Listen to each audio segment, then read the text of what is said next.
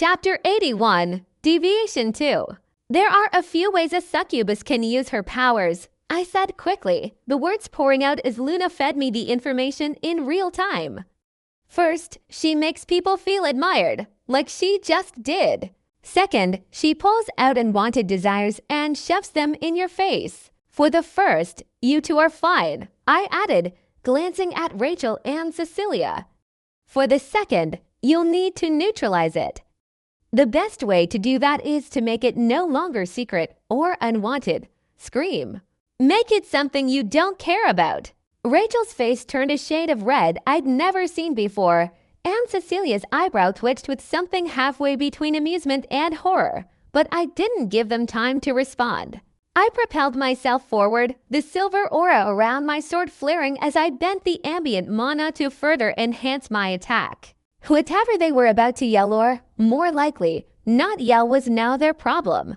Vespera's eyes sparkled with delight as I closed the gap, her movements languid and unhurried, like someone watching an overexcited puppy charging at their ankles. So eager, she purred, her tone dripping with condescension.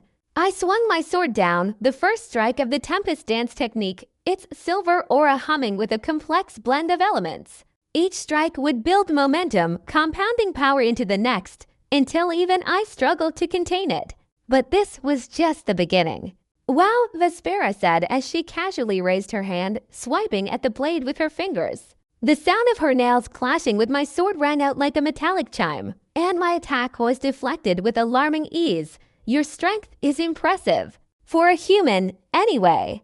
Of course, she barely felt it. I gritted my teeth, already adjusting my stance for the next strike. The Tempest Dance technique wasn't about overwhelming power in a single blow, it was about rhythm, momentum, and persistence. Each strike would grow stronger, faster, more relentless, until even someone like Vespera would have to take me seriously. She's toying with you, Luna said in my mind, as if I hadn't noticed. I know, I thought grimly, stepping back into position. Vespera's aura of miasma swirled around her like an oppressive storm cloud, making the air heavy and thick. Her output and mana capacity as a demon Baron White ranker by human standards dwarfed my own. A high silver ranker like me couldn't hope to match her raw strength, not without spells. With spellcasting, I could briefly reach the same level of output, but aura? Aura was another matter entirely. Aura was limited by conversion, it required active manipulation of mana. And even with the ambient mana I was pulling in, it simply wasn't enough. Still, the Tempest Dance technique wasn't about matching her outright. It was about bridging the gap, however small, and forcing her to work harder than she wanted to. Interesting, Vespera said, tilting her head as I moved in for the next strike. You're not just flailing around like most humans do. That's new. I didn't respond. Words wouldn't help me here. I swung again, faster this time, my sword carving through the air with a whistle. Vespera stepped to the side, her movement smooth as silk, and batted the blade away with her hand, the silver aura flickering slightly on impact. Better, she said, her smile widening, but still not enough. The second strike fed into the third, my movements gaining momentum as the Tempest Dance technique built up. My aura thickened, the mana growing denser with each swing, the energy amplifying in ways that couldn't be undone. I didn't stop, didn't give her time to counter, each strike flowing seamlessly into the next. Vespera's expression shifted slightly, the casual amusement giving way to something sharper. She still deflected my attacks, but now she was using both hands, her movements more deliberate. Not bad, Vespera purred, her voice a mix of amusement and something darker, as her hand met my sword again with a ringing clash. This time, though, she didn't just deflect it, she knocked me back entirely. Before I could react, her legs shot out in a blur, a perfectly executed kick slamming into my chest. The world tilted violently as I was sent flying, the air forced out of my lungs in one terrible rush. Rachel and Cecilia's combined mana caught me midair, cushioning the impact before I could crash into the trees. It didn't stop the pain, though. Breathe, breathe, breathe. I coughed hard, the taste of blood sharp and metallic in my mouth. My lungs felt like they were trying to escape my chest, and for a moment, I thought they might succeed. I pushed myself up, shaking, my body screaming at me to just lie down and give up. But there wasn't time for that. Not with Vespera standing there, still smiling like this was all some delightful game. "Will help," Rachel said firmly, her golden mana already flowing into me, knitting together whatever internal damage I'd managed to accrue this time. I could feel the warmth of it restoring my strength, steadying my breaths. "Our spells are useless against her magic, but we can boost you," Cecilia sighed, though she didn't argue. She placed a hand on my back, crimson mana joining Rachel's golden flow. Suddenly, I felt it, my strength increasing, my aura surging with a borrowed power that wasn't mine alone. For a brief moment, I felt unstoppable. And then it stopped. My head snapped up as the flow of mana abruptly cut off. Vespera stood spinning delicately on one foot, one finger raised in a mockingly casual swirl. Her eyes gleamed with triumph as her influence spread like an invisible net, catching Rachel and Cecilia. "Okay, fine, I admit it," Cecilia blurted out suddenly, her voice ringing through the clearing. "I think about Arthur sometimes. Sumi, I'm a girl.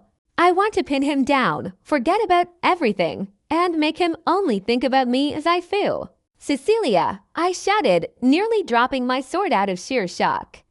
My head whipped around to look at her, but the damage was already done. Her cheeks had turned an impressive shade of crimson, almost matching her mana, but she still managed to meet my gaze with the defiant dignity of someone who had just confessed to thinking deeply inappropriate thoughts and dared anyone to challenge her. She really leaned into that one, I thought, completely at a loss for words. Cecilia's embarrassment didn't last long. She turned to Rachel, her crimson eyes narrowing with malicious intent. "Ray, your turn." "Say it." "No," Rachel's voice cracked as her golden wings flared in panic. "I'd rather die." Her entire face was red now, the kind of blush that probably violated some natural laws. She refused to look at me, staring resolutely at the ground as though she could will it to swallow her whole. Cecilia let out an exasperated grumble, her mana flaring as she waved me off. "Go fight her, Arthur. I'll deal with Rachel." "Deal with," I started to protest, but Cecilia silenced me with a sharp glare and a flick of her hand. Crimson mana wrapped around my ears, cutting off whatever further confessions Vespera might have dragged out of them. "Just go," Cecilia said, shoving me forward. "I've got this." I nodded, forcing myself to focus as I took off, the borrowed power from Cecilia's mana still pulsing faintly within me. Whatever insanity had just happened would have to wait. Right now, it was just me and Vespera, and I wasn't about to let her turn this into another round of emotional destruction. The succubus clapped her hands together as I approached, her smile widening. "Oh, you're back. Did you enjoy the show?" I didn't answer. There wasn't anything to say. My silver aura flared as I charged forward, sword raised, ready to press the attack. Whatever Vespera had planned next, I wasn't going to make it easy for her. Chapter 82, Deviation 3. "Look, Ray, I'm sorry about what happened," Cecilia began, her tone breezy as if apologizing for a minor inconvenience. "I'm sorry that when I video called you, I rigged your phone to automatically pick up. I'm sorry I caught you in your sleepwear on your bed, hugging that pillow like it was a life raft, and blushing while muttering Arthur over and over, and I'm sorry I recorded it." "You recorded it," Rachel shrieked, throwing her hands up and covering her face in pure, unadulterated shame. "Yeah, so what?" Cecilia replied with a shrug that seemed to dismiss the scandal entirely. "You're a teenage girl, Ray. You can feel what you want, do what you want, it's your life. So tell me, what do you really think of Arthur Nightingale?" Rachel peeked through her fingers, her voice trembling. "Arthur is cool," she stammered. "I mean, he's super smart, talented, hardworking, and strong. But he's also kind. I can see it in his eyes. There's something about him, he's kind, you know?" Cecilia's eyes twinkled as she allowed a small, conspiratorial smile. "I know, right? It's odd how someone like him, a real crazy bastard who treats everyone like chess pieces, can also be so genuinely kind. It's a paradox that just pulls you in. Yeah, he's not like Lucifer at all, and that's what makes him so much better, Rachel added, her voice gaining strength even as her cheeks stayed stubbornly red. Okay, we get it, you love him, Cecilia said, her voice light but insistent, like someone coaxing a cat out from under a sofa. Now tell me what you want him to do to you. Rachel's head snapped up, her face turning an impressive shade of red. What? She stammered, looking somewhere between horrified and utterly mortified. Ray, Cecilia said, her voice now sharp. That demon locked away your powers because of your unresolved fantasies. So you need to tell me, what is it?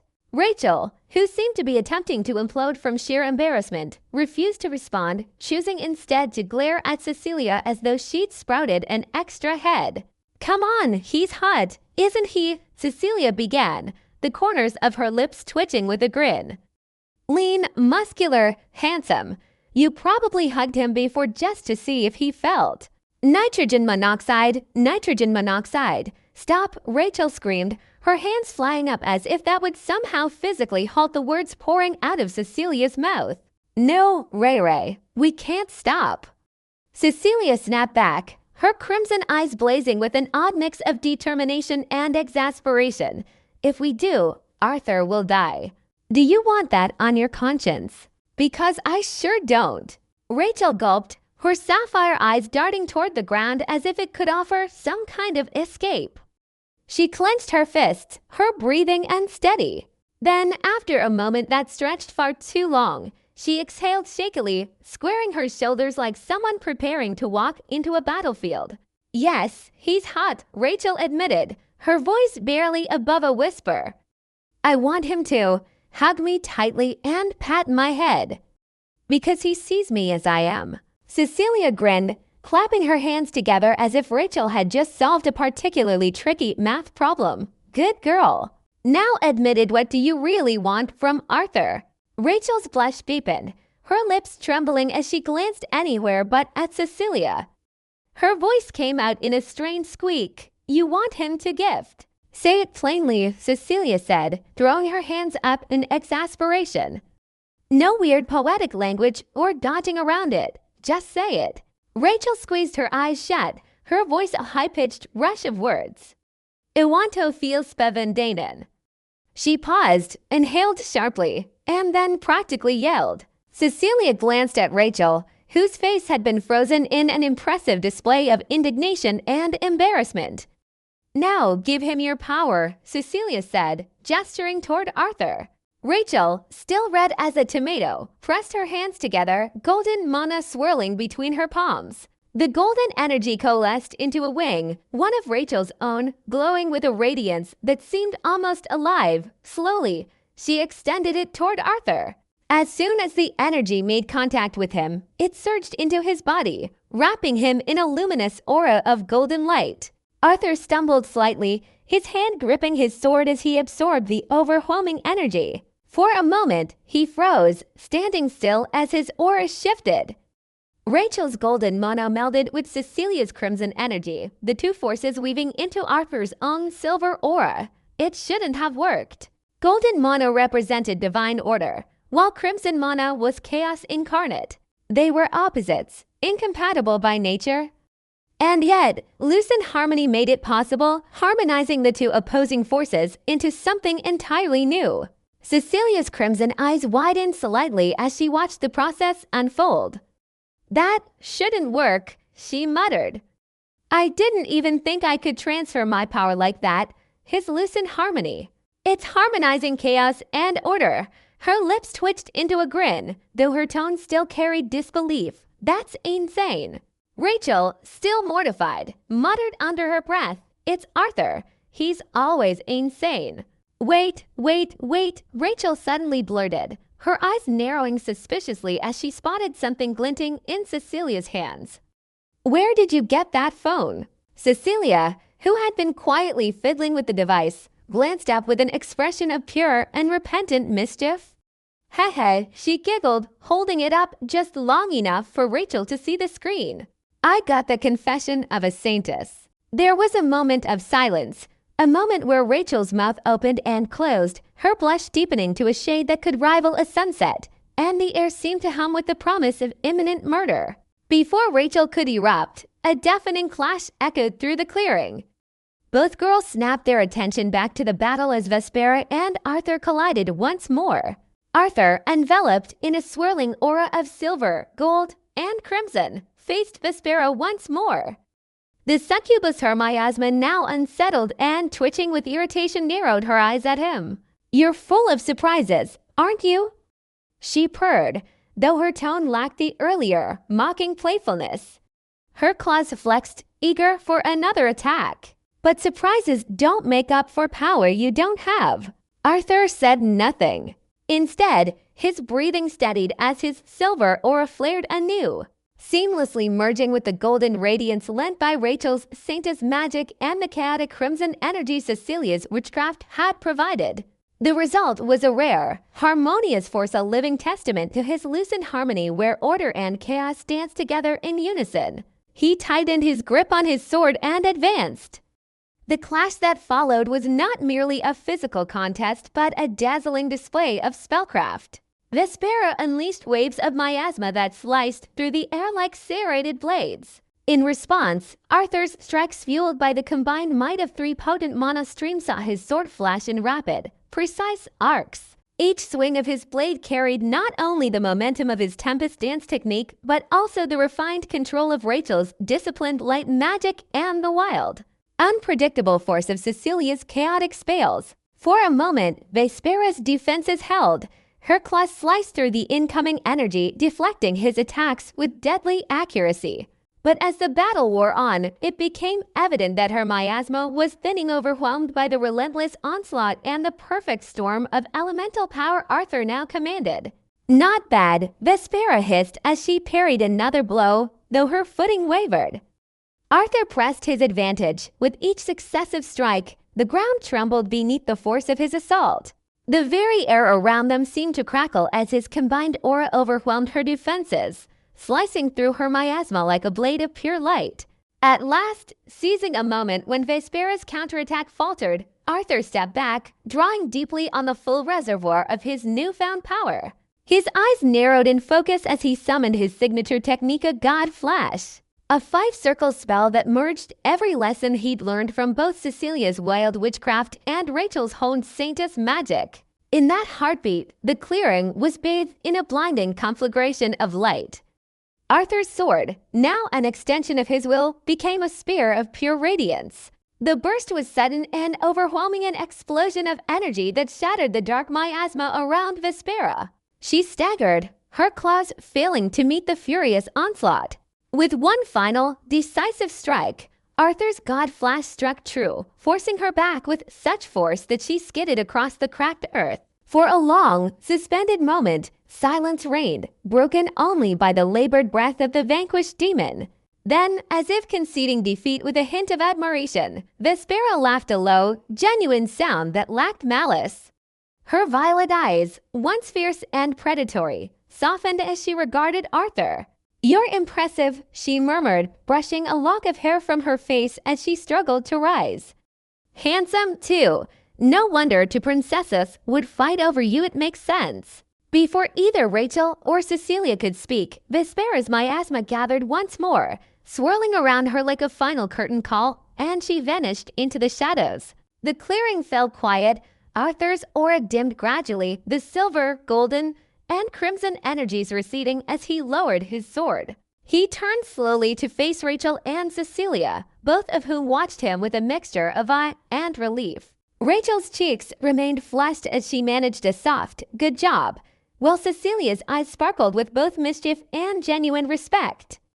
Arthur nodded wearily, knowing that this battle was over. Chapter 83, Eccentric Headmaster. After the arrival of demons, the midterms were, unsurprisingly, thrown out the window. Instead, our rankings would now be cobbled together from the first 3 practical evaluations, with a hefty dose of subjective judgment from the class professors. Hardly a scientific method, But when demons crash the party, perfection tends to take a back seat. As one might expect, Mythos Academy was in complete and utter turmoil. The attack wasn't just some random hiccup, it was a full-blown catastrophe. This wasn't a spat with rogue beasts, or even the odd overzealous mage. It was an incursion by a species long believed extinct, demons. The very word sent ripples of fear through every corner of the world. While I was one of the lucky or cursed few who faced a demon head-on alongside Rachel and Cecilia, no less the rest of the academy wasn't exactly having a tea party. Professors and security forces found themselves embroiled in battles against cultists of the Order of Fallen Flame. A group of fanatics who had decided now was an excellent time to re-emerge and declare their undying love for the creatures of chaos. The result? Absolute chaos, naturally. The academy had become the center of attention for every major global power. World leaders and media outlets alike scrutinized its every move, wringing their hands over student safety and wondering aloud how an institution hailed as the strongest bastion of education could fail so spectacularly to predict such an attack. The silver lining, if one could call it that, was that no one had died this time. But that did little to calm the storm swirling around us. In the aftermath, we were given a few days to recover before heading home for winter vacation. A brief reprieve, though my thoughts were far from restful. I still can't believe Cecilia said that, I mused, my cheeks heating slightly at the memory. Sure, Vespera's influence had a hand in loosening her tongue, but Cecilia was already dangerous enough without unfiltered honesty in the mix. And, of course, she wasn't just dangerous. She was also, well, stunningly beautiful. A very, very hot girl. Her words still lingered in my mind, much to my dismay. I wouldn't be straight if I didn't feel it, I thought, shaking my head in frustration. My brooding was interrupted by a sound of soft but distinct noise that pulled me from my thoughts. I turned my head sharply toward the door, only to see a woman stepping into my room as though she owned the place. Which, technically speaking, she kind of did. Arthur, Luna's voice echoed in my mind, sharp and urgent. Her power. It's way too much. The woman had navy blue hair that shimmered faintly under the artificial lighting and eyes of striking violet that seemed to pierce through the very air. I didn't need Luna's warning to know who she was. She smiled, an expression so casual and confident it was borderline unsettling. "Hi," she said, waving a hand as if she were a neighbor stopping by to borrow sugar. "I just wanted to check in. Heard you killed a demon here at the academy while I was away. Very impressive." I stood quickly, bowing deeply out of respect. "I greet the headmaster of Mythos Academy," I said, keeping my tone even despite the storm of nerves bubbling beneath the surface. "Eva Lopez, rank 11, one of the 11 Radiant Trankers in the world." And, as if that wasn't intimidating enough, also the mother of Clara Lopez. A Radiant Tranker strolling into your dorm room would have been intimidating under any circumstances. But this wasn't just any Radiant Tranker. Eva Lopez was a living anomaly, a figure both revered and feared in equal measure. And she was standing in front of me, smiling like she hadn't just thrown the weight of her overwhelming presence into the room.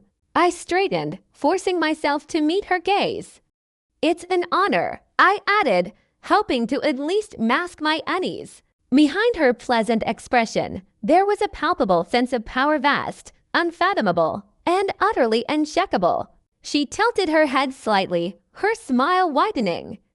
"You're interesting," she said, as if she were examining a curious artifact. "No wonder Clara mentioned you." And with that, the air in the room grew even heavier. "Thank you," I said, tilting my head in confusion, unsure whether her question required an actual answer or if this was one of those rhetorical traps powerful people like to spring. Eva didn't seem to notice or care about my awkwardness. Instead, she simply smiled and made herself comfortable, sitting down with the casual grace of someone who had never in their life needed permission to take a seat. "Well," she said, her tone light and conversational, "I suppose I should reward you for helping save my academy and taking down a demon baron. So, what do you want?" My heart skipped a beat. This was it. The kind of opportunity people wrote songs about or at least long-winded forum posts. A radiant drinker offering a reward wasn't something that happened every day. Hell, it probably didn't happen every century. And Eva Lopez wasn't just any radiant drinker, she wasn't a ruler, like some of the others, but she was still one of the richest people on the planet, trillionaire rich. The kind of rich where reward could mean anything from an artifact of unimaginable power to a private island with its own orbital defense system. So, what did I want? What could I ask for that would actually make me stronger? Resources like that didn't just fall out of the sky, and there were no instant solutions in this world. The best items were artifacts, so I want an ancient great sword, I said, my voice steady despite the thudding in my chest. Eva tilted her head slightly, her violet eyes gleaming as if she were evaluating the request. An ancient great sword, she repeated, humming thoughtfully. Then she nodded. Good choice. That's a solid reward. I'll have it delivered to your house over winter break. I blinked, momentarily stunned at how easily she agreed.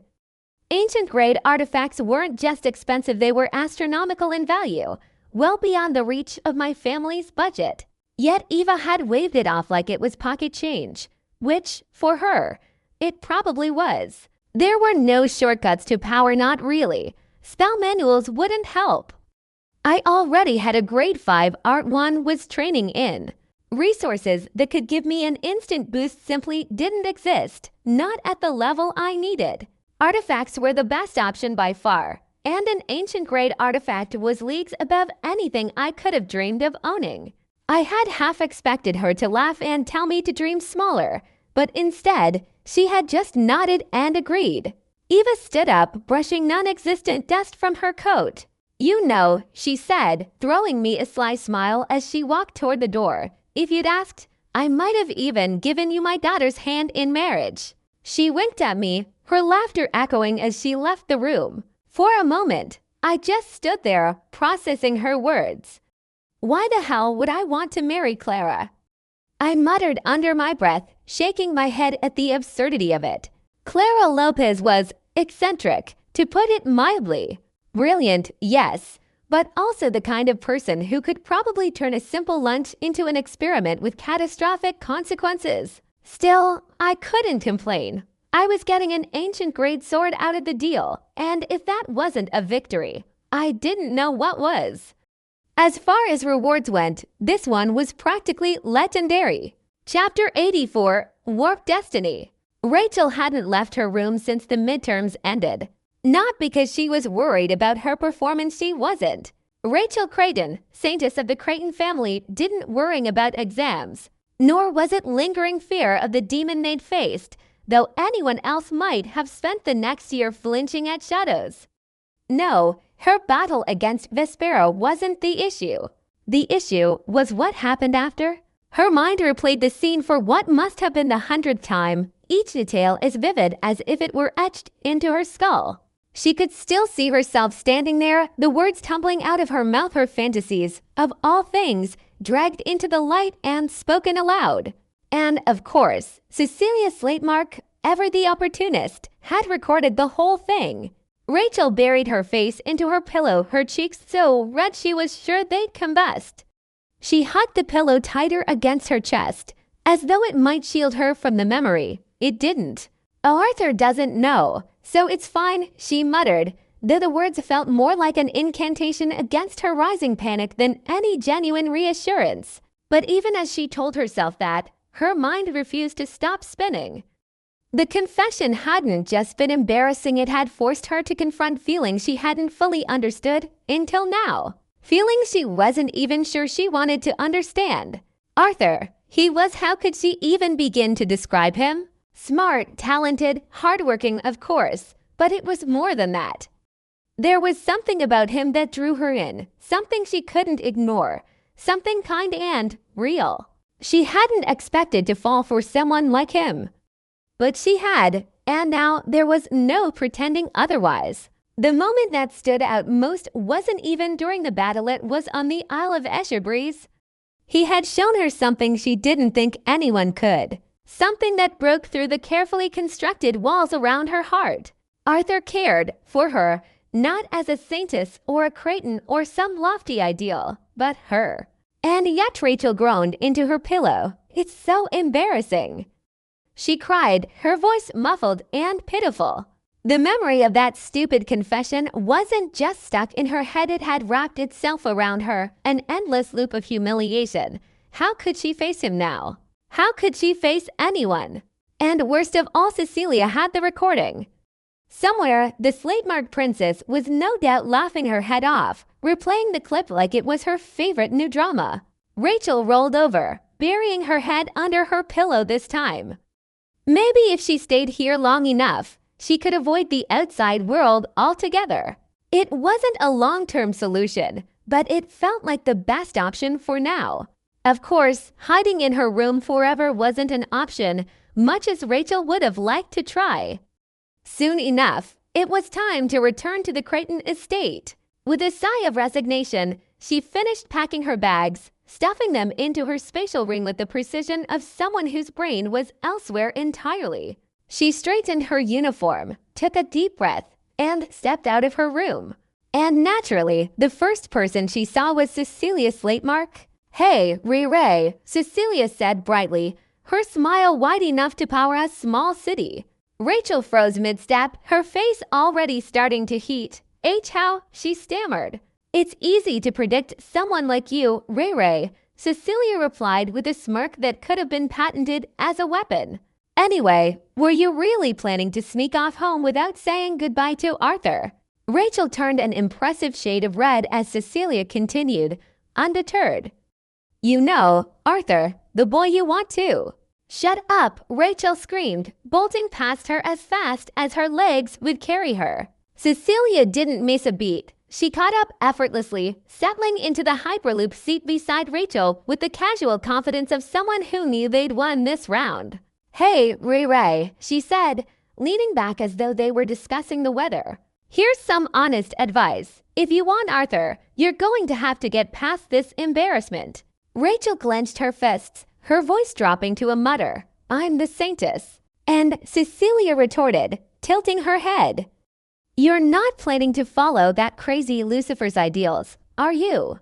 Rachel glanced at her, startled by the venom in her voice. "I hate that guy," Cecilia said bluntly, her crimson eyes flashing. "Forcing his ideals on us just because some prophecy claims he's the second hero.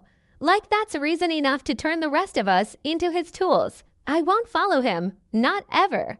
Rachel's expression darkened. "Cecilia, this is serious." The air around them shimmered faintly as their mana wove a barrier of silence, cutting off the world outside.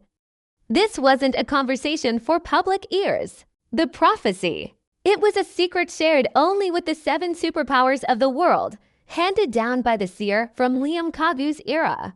It foretold a threat even greater than the first calamity, the heavenly demon calamity that would require the rise of another hero. According to the prophecy, a person with the same talents as Liam Kagu would be born, but that person wouldn't become the hero. And then came Ren Kagu, born into their generation, bearing the exact same talents as the legendary Liam Kagu. But when Lucifer Windward emerged brilliant, powerful, seemingly unstoppable, the world quietly decided he was the second hero who would save them all. "We need to serve the hero," Rachel said, her voice steady but distant. "Even though our parents are radiant trankers, they won't be enough. The hero will need us." "And what if Lucifer isn't the hero?" Cecilia shot back, leaning forward. "Honestly, that Arthur is more of a hero than Lucifer will ever be. He can even take our powers, albeit inefficiently. Do you really think Lucifer, with all his arrogance, could do the same?" "Lucifer is strong," Rachel said softly, as though trying to convince herself as much as Cecilia. "Arthur will surpass him," Cecilia said with absolute certainty. "I believe in that. Do you?" Rachel hesitated, the words catching in her throat. In just 3.5 months, Arthur's strength had grown at an incredible rate. His determination, his adaptability, it was like watching someone outrun the horizon. And yet, it was still Lucifer, the second hero, the one the world had already decided on. "I want him to surpass Lucifer," Rachel admitted, her voice trembling slightly. But I don't know if I can hope for it. Hope for it, Cecilia said firmly, her gaze unwavering. Don't just be the saintess who lights the way for someone like Lucifer Windward, who treats all of us like tools to be used and discarded. You're more than that. You deserve more than that. Rachel's eyes narrowed slightly, her tone sharpening. Why are you telling me this? Cecilia shrugged, leaning back with an air of practiced nonchalance. I can't say I like you, Ray, she said, though her smirk had softened into something less pointed. But even then, I don't want to see you lose your light because of Lucifer. He's not worth it. For a moment, Rachel didn't respond, her thoughts churning too quickly to form words. But as the Hyperloop sped toward the warp gate, her gaze drifted out the window, the faintest flicker of something resembling hope glinting in her sapphire eyes. Chapter 85, Homecoming 1.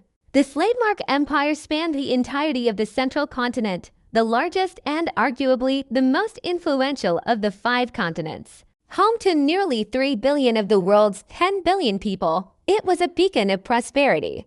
Unlike the other continents, which grappled constantly with miasmic species and cults, the central continent had been spared such chaos. As a result, the empire flourished, offering its citizens a quality of life unmatched anywhere else. At the heart of this empire was Avalon City, the capital. A sprawling metropolis housing 30 million people, it accounted for 1% of the empire's entire population. Covering 50,000 square kilometers, Avalon wasn't just a city. It was a world unto itself. My only other point of reference for a city like this was Luminark, one of the northern continent's twin capitals. Luminark was grand, yes, but Avalon? Avalon was on a completely different level. Its scale, its technological marvels, its effortless blend of futuristic design and serene living, it was in a league of its own. And it was here that my family lived. Well, Arthur's family, technically. Arthur's father was a knight captain as well as a guild master, mid-integration rank swordsman, and a 6-star adventurer. He headed a reputable guild that brought in enough money to comfortably cover the exorbitant fees of Mythos Academy. In other words, they were rich, very rich. I booked a self-driving car to take me to their home. The journey through Avalon was a spectacle in itself. Towering skyscrapers loomed above me, their sleek designs glinting in the soft light of the afternoon. Automated drones flitted through the air, delivering packages with perfect precision. The streets below were immaculate, bustling with life yet strangely quiet due to the whisper-quiet electric vehicles zipping along their dedicated lanes. It was peaceful in a way I hadn't expected. Serene, even. The car eventually pulled up to the apartment complex, a highly secure, ultra-modern skyscraper that screamed old money meets cutting-edge tech. This was where my parents and sister lived, a penthouse apartment at the top of one of the towers. I couldn't help but feel a twinge of disbelief. Arthur's family really was well off. No, scratch that, they were downright loaded. The car dropped me off at the tower's lounge, a spacious, marble-floored area staffed by perfectly polite concierges. After verifying my identity, I took the elevator up to the 40th floor, the highest, and stepped out into the quiet hallway that led to the apartment. I rang the doorbell. It didn't take long for the door to open, and I was immediately engulfed in a warm, tight embrace. "You're back," came a melodious voice, full of joy and relief. "Mom," I said, recognizing her instantly as I hugged her back. There's something about a mother's embrace, warm, comforting, and, if I'm honest, almost magical. No matter how much of a mess your life is, it makes the world seem a little less terrible. "It's been so long, Arthur," she said as we finally pulled apart, her eyes glistening with happiness. She looked like an older, softer version of me, same black hair, though hers was far more elegant, and the same striking blue eyes. "Whoa, you're back," my sister exclaimed as she popped out from behind our mother like an overly excitable jack-in-the-box. Aria Nightingale, 14 years old, a year younger than me and far too full of energy for this time of day. She was already mid-orange rank in Monob, which, while impressive for her age, still left her just shy of the level required for top-tier academies like Mythos or Slatemark. Not that she seemed to care. Arya looked like a younger, bouncier version of Mom, same dark hair, same sharp blue eyes, and a face full of youthful mischief that practically screamed, "I'm going to annoy you at every opportunity." "Where's Dad?" I asked, trying to redirect her attention before she said something snarky. "Working late," Mom replied with a small sigh. "Come on, Arthur, get yourself settled. Oh, and we got your grades." I froze mid-step. Grades? My brain briefly derailed, trying to remember if I'd done anything particularly stupid during the theory exams. "Not ranks," Arya clarified, rolling her eyes with the sort of exasperation that only a younger sibling can truly perfect. "Honestly, it's written all over your face, you battle-obsessed maniac." "Arya," Mom said, turning to her with a mild glare that instantly put her in her place. "Be nice to your brother." Then, looking back at me, she smiled. "Arthur, you did very well on your theory exams. We're proud of you.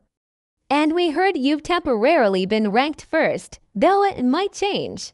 "It will, Mother," I said quickly, shaking my head. "Rank 1's a bit out of reach." "Even so, you're doing very well," she said, her smile softening into something warmer. "You're in class with all those geniuses and royals. That's no small feat. Now come, let's talk." Arya tagged along as the three of us settled into the spacious living room. She looked far too excited, like a kid who knew Christmas was coming early and couldn't wait to start tearing into the presents. "I heard about the demon baroness," Mom said after a moment, her voice quieter now. She took my hand, her fingers curling tightly around mine. There was a weight to her words, a mother's whirring, unspoken but loud enough to feel. "You defeated her, didn't you?" "I had help," I admitted. "Rachel and Cecilia were with me." "Wait, Princesses Rachel Creighton and Cecilia Slatemark?" Arya gasped, her eyes wide with equal parts admiration and disbelief. "Wow, you're friends with celebrities. That's so cool." "Well, kind of," I said, already regretting how long this conversation was going to last. "Wait, didn't you visit Princess Rachel's estate during fall break?" Mom asked, her head tilting slightly as if trying to recall the details. "While we were traveling for Arya's academy visits." "I did," I said, bracing myself. Arya's face lit up like someone had just handed her the juiciest gossip in the world. "So, what's she like?" "Is she as beautiful as the pictures?" "Oh, and what about Cecilia?" "Everyone says she's gorgeous and terrifying." "Arya," Mom interrupted gently, though there was a knowing smile on her face. "Let your brother breathe." "Fine," Arya grumbled, sitting back but still practically vibrating with curiosity. "But we're going to talk about this later." "Rachel is very kind and nice," I said, trying to sound as neutral as possible. "And yes, she's beautiful.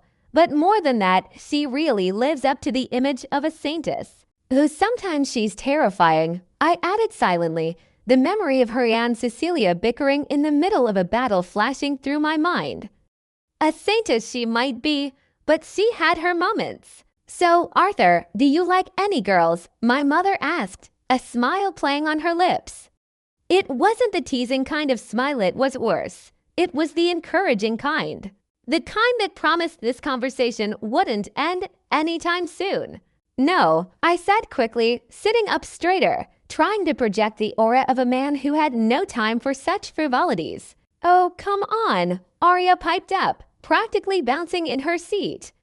"You're surrounded by the prettiest girls. You've got to like one of them. Invite some of them over for a party or something." "You just want their autographs," I said, narrowing my eyes at her.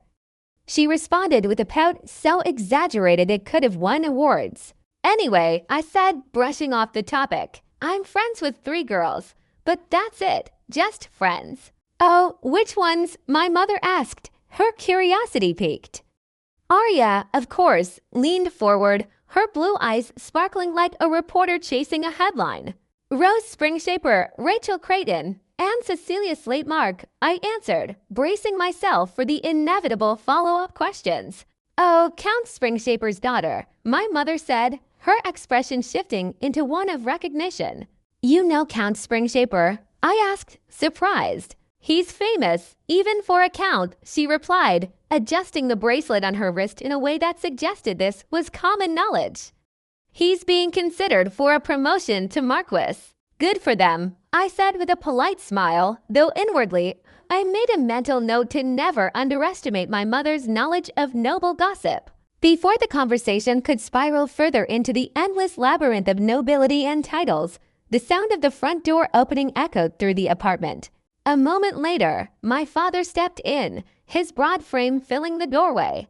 Douglas Nightingale wasn't the kind of man you could ignore, even if you tried.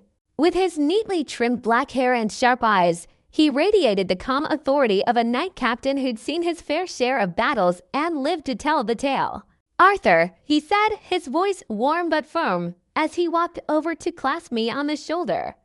"It's good to have you home." "It's good to be back, Dad," I replied, genuinely meaning it. "I heard about the demon Baroness," he said, his tone shifting to something more serious. "You held your ground well. I'm proud of you." "I had help," I said modestly. "Rachel and Cecilia were there." "Ah," my father said, a faint smile tugging at his lips. "The princesses. I'd say you've chosen your friends wisely." "Don't give him ideas, Dad," Arya cut in, throwing her hands up in mock despair. "He's already friends with celebrities. It's so unfair." "You'll have your time, Arya," my father said with a chuckle. "You're doing well for your age. Keep at it."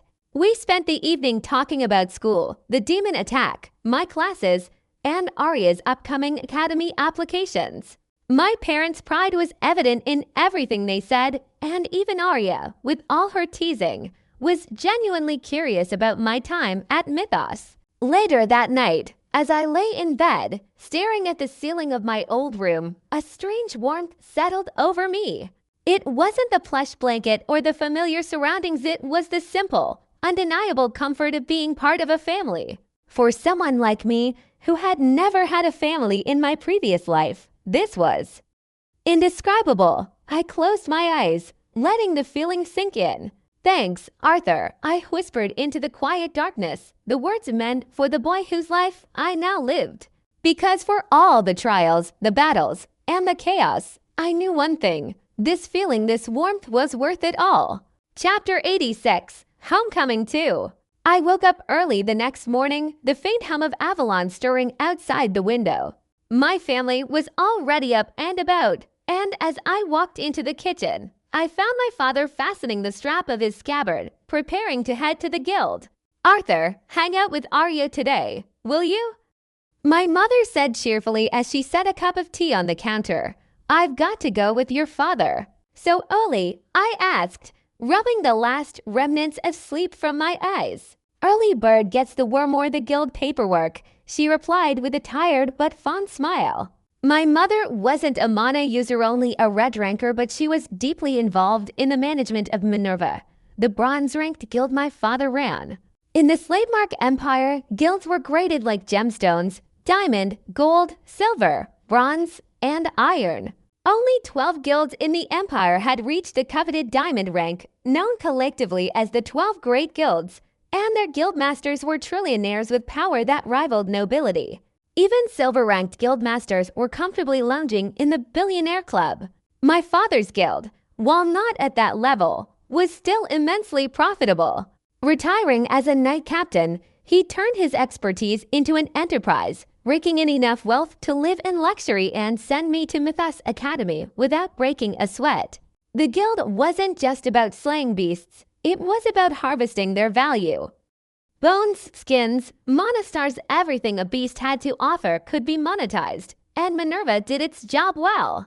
After we saw our parents off, I turned to Arya, who was practically bouncing on her toes. "So, what do you want to do?" I asked. "Someplace fun," she declared with the enthusiasm only a 14-year-old could muster. "Fun costs money," I said, raising an eyebrow. "Pick something that won't leave me broke." "Sheepskate," she muttered, heading off to get ready. I sighed and did the same. When we were both set, me in a leather jacket, her in a denim one, we stepped out to one of the self-driving cars we owned. High-end, luxurious, and the kind of thing that subtly whispered, yes, we're rich, but we don't like to shout about it. How about breakfast first? I suggested as we climbed into the back seat. Le Poilt, Arya chirped. I frowned. Le Poilt. Is that trying to be French? But I put the destination into the car anyway, the world's single global language ensuring that no one really knew how to pronounce things anymore. The car whisked us out of the gated community and into the vibrant sprawl of Avalon. When we arrived, I stepped out and froze. This is a coffee shop, I muttered, staring at the colossal 3-story building in front of me. It looked more like a luxury hotel or a corporate headquarters than a place to grab a caffeine fix. Arya tugged at my sleeve, dragging me inside. The interior was sleek and modern, with polished floors that reflected the soft glow of ambient lighting. The patrons were sparse but distinctly high status, the kind of people whose net worth probably had an entire department of accountants assigned to it. How expensive is this place? I asked, already regretting my decision to let her choose. Arya's grin turned mischievous. Oh, nothing much. The coffee here is just $5,000. I nearly choked. $5,000. I stared at her, my mind racing to calculate how many actual coffee beans it took to justify that price. What the hell do they put in the coffee? Liquid gold? Please, brother. Arya clasped her hands together, her eyes sparkling with mock innocence. I'll even call you Big Brother if you buy me one. No chance, I replied flatly, though the twitch in my eyebrow betrayed my mounting frustration. In the end, I sighed, defeated, and followed her to the counter to request a table. Arya's face lit up with the kind of joy that made me wonder if I'd just been expertly manipulated. We were shown to a private booth because, of course, even the seating here was high-end hand-handed menus that made my wallet flinch. As I stared at the menu, my soul slowly dying with each eye-watering price tag, a server walked in and set down 2 cups of coffee. Excuse me, we didn't order yet, I said, glancing up. A lady sent these your way, the employee replied with a polite nod. Please enjoy. Before I could process that, Arya gasped, her voice practically shaking with excitement. Brother, do you know what this is? It's the Gold Swirl coffee. It costs $17,999. My jaw dropped. 17 what? Who even? Words failed me entirely as I stared at the glistening, golden fleck liquid in the cup. What kind of madman sends strangers coffee worth a small fortune? Arya, meanwhile, was already reaching for the cup, her eyes sparkling with glee. Brother, she said dramatically, you attract some very interesting people. That much, at least, was painfully true. I took a cautious sip of the infamous Gold Swirl coffee, fully prepared to declare it an overhyped gimmick. But to my great annoyance, it was incredible. Not just good, no. This coffee tasted like it had been brewed by the hands of divine baristas themselves, each being coaxed into perfection by the whispers of angels. The flavor wasn't merely rich, it was transcendent, like drinking liquid ambrosia that somehow also gave you a mild buzz of energy without any unpleasant jittery side effects. Of course, the reason this coffee could even cost such an absurd amount of money wasn't just the taste. Beverages like this, in this world, had practical benefits too. This wasn't just coffee. It was essentially a secret elixir disguised as a hot drink. Enhanced physical recovery, sharper mental clarity, and an overall feeling that life just wasn't as bad as you thought, all packed into one golden cup of extravagance. But $17,999. It still wasn't worth it. Not even slightly. At least my wallet had been spared the slaughter, thanks to the mysterious benefactor. We stuck to ordering sandwiches, which, though hilariously overpriced at $50, were still delicious. Between the coffee and the food, I had to admit the experience was, begrudgingly, enjoyable. You're lucky someone bought us coffee, I muttered, giving Arya a pointed look as she cheerfully demolished her sandwich. She giggled, entirely unbothered, while I sighed and tried not to think about how much more I could have saved if we just stayed home. Anyway, I said, steering the conversation towards something more productive, Have you thought about which academy you want to go to? Arya leaned back in her seat, brushing a crumb off her denim jacket. Not really, she admitted, but I don't want to stay too close to home, that's for sure. You moved halfway across the world. I should at least get to pick somewhere else in the Empire. That made sense. Mythos Academy was special. It was on its own island, completely independent from the 7 superpowers that ruled the world. But Arya, being a citizen of the Slatemark Empire, didn't have that kind of freedom. Students here didn't have the luxury of international visas. Academies only accepted students who were citizens of their continent. If Arya wanted to study elsewhere, she'd have to go through the arduous process of applying for citizenship or marry someone from a different continent. Both options were long, complicated, and not exactly practical for a 14-year-old. Well, you'll get into a very good academy no matter what, I said confidently. Arya was no slouch. She might not be Mythos material yet, but she wasn't far off. With a bit of work and luck, she could even qualify for Slatemark Academy, the best in the Empire.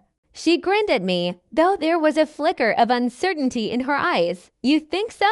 I know so, I said firmly. I studied her for a moment, noting her growing strength. She had the potential to reach integration rank in the future, and that alone would open up plenty of opportunities for her.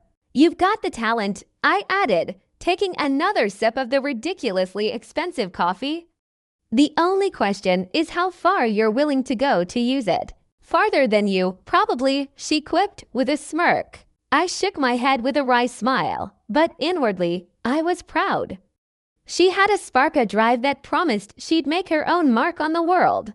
And while I wasn't sure what lay ahead for either of us, I knew one thing, she'd be just fine. Chapter 87, Homecoming 3. After finishing our overpriced but delicious breakfast, Arya declared that we weren't heading home just yet. We can't waste a perfectly good day in Avalon, she said with a grin that told me I wasn't getting a vote in the matter.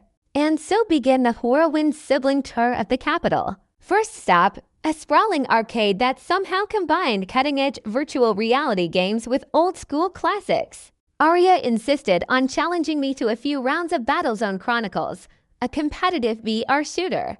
I'll admit, her skills were better than I expected, and she took great joy in repeatedly sniping me from ridiculous angles. You're too predictable, she taunted, her voice coming through the comms as her avatar did a victory dance over my virtual corpse. You played this game before, I shot back, ducking behind cover in the real world as though it might save me.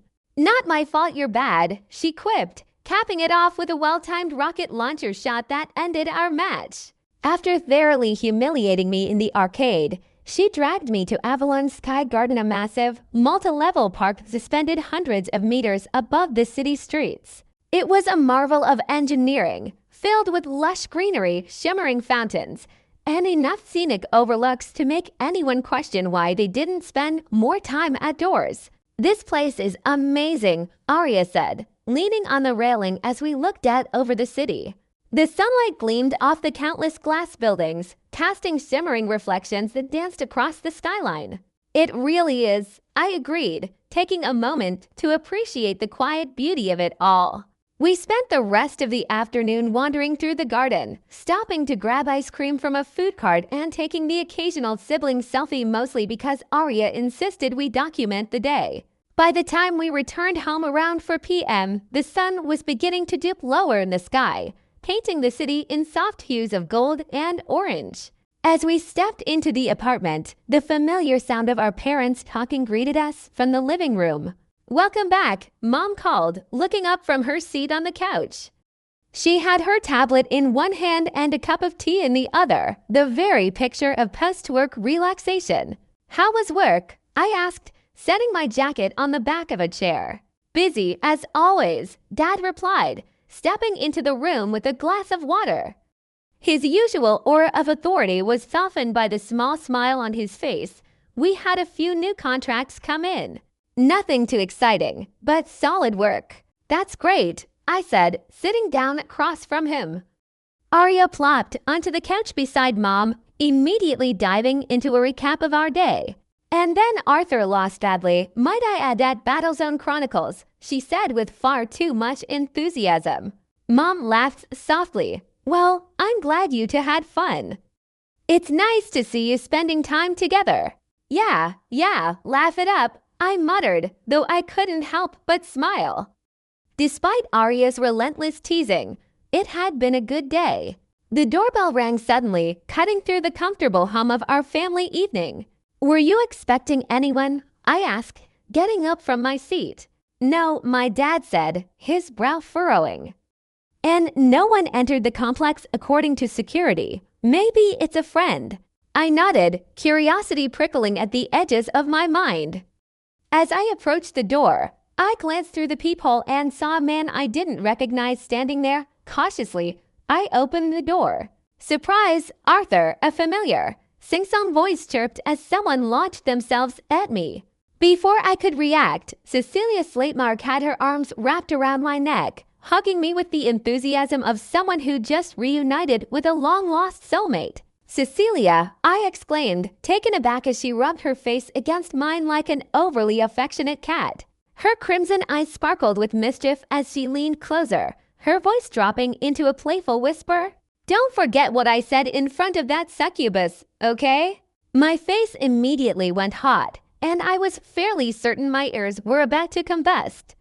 Before I could even form a coherent response, another voice broke through the moment. Cecilia, stop smothering Arthur, Rachel Creighton said, appearing behind her enemy with a disapproving glare. Her sapphire eyes narrowed as she folded her arms, radiating an aura of quiet authority that only Rachel could pull off. Cecilia stepped back, grinning shamelessly. You can hug him too, you know, she said, her tone teasing. Rachel hesitated, her gaze darting from Cecilia to me. Then, to my utter surprise, she opened her arms and stepped forward, wrapping me in a soft, hesitant hug. Aya, Rachel, I managed to say, completely unprepared for this turn of events. Sorry about the unannounced visit, she muttered, her voice barely audible as she let go. Her cheeks were dusted with the faintest hint of pink. And sorry for tricking you with the peephole. Cecilia chimed in, looking far too pleased with herself. All thanks to Rachel's light magic. It was your plan, Rachel retorted, rounding on her with a glare that could have frozen lava. Don't blame me for your nonsense. Meanwhile, I was doing my best to keep up with the sheer chaos unfolding in front of me. Finally, I managed to gather my wits and turn back toward the living room. Mom, Dad, I said, trying to sound as composed as possible. These are the two princesses I mentioned, Rachel Creighton and Cecilia Slatemark. For a moment, there was silence as my parents processed the scene. Then my mother stood up, a warm smile spreading across her face. Well, any friends of Arthur are welcome here, she said, stepping forward. It's an honor to meet you both. Friends, Cecilia said, placing a hand on her chest as if moodily offended. Arthur and I are much closer than that. Cecilia, Rachel hissed, her blush deepening. Anyway, please don't bother with formalities, Cecilia said, flashing a smile that could disarm even the most stoic of parents. We're just here to see Arthur because, well, we forgot to say goodbye to him. Of course, my mother said warmly, her hands clasped together like she'd been preparing for this exact moment her entire life. Feel free to have fun while you're here. My father gave a polite nod of greeting before my mother whisked him away, undoubtedly to discuss something important or perhaps just to leave the youths to their own devices. Meanwhile, Arya stood frozen a few feet away, looking like someone who'd just been told their favorite celebrity was standing in the next room. She seems to be a fan of both of you, I said, gesturing toward her. This is my younger sister, Arya. Rachel stepped forward, offering Arya a gentle smile. Hi, nice to meet you. The dam broke. Wow, you're Rachel Creighton. The saintess, Arya gushed, grabbing Rachel's hand with both of hers as if she'd been waiting for this moment her entire life. Oh my God, I'm such a big fan. You're so pretty. Rachel laughed softly, her cheeks tinged with a faint blush. Thank you, she said, her tone bright and full of warmth.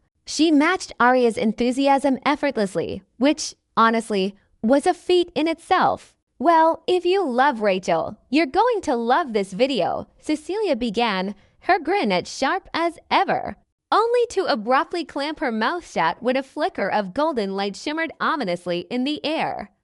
Cecilia, Rachel tilted her head, her smile unwavering but now tinged with the kind of sweetness that could rot teeth. I think you were about to say something very unnecessary. You know, like yourself. It was like watching a perfectly rehearsed comedy routine. Except I wasn't entirely sure Cecilia wouldn't actually end up turned into a pillar of light if she pushed things too far.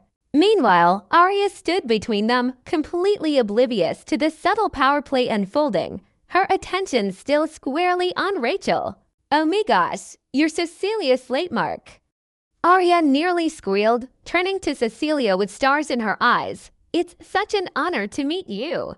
I hope my idiot brother isn't being too much of a burden or, like, annoying to you. I mean, I know he's really stupid, but please tolerate him. Hey, I cut in, frowning. Who are you calling stupid? No, she's right, Cecilia said with a giggle, not even bothering to look at me as she ruffled Arya's hair. You are stupid. Excuse me, I said, half offended, though I wasn't sure if it was worth the energy to argue.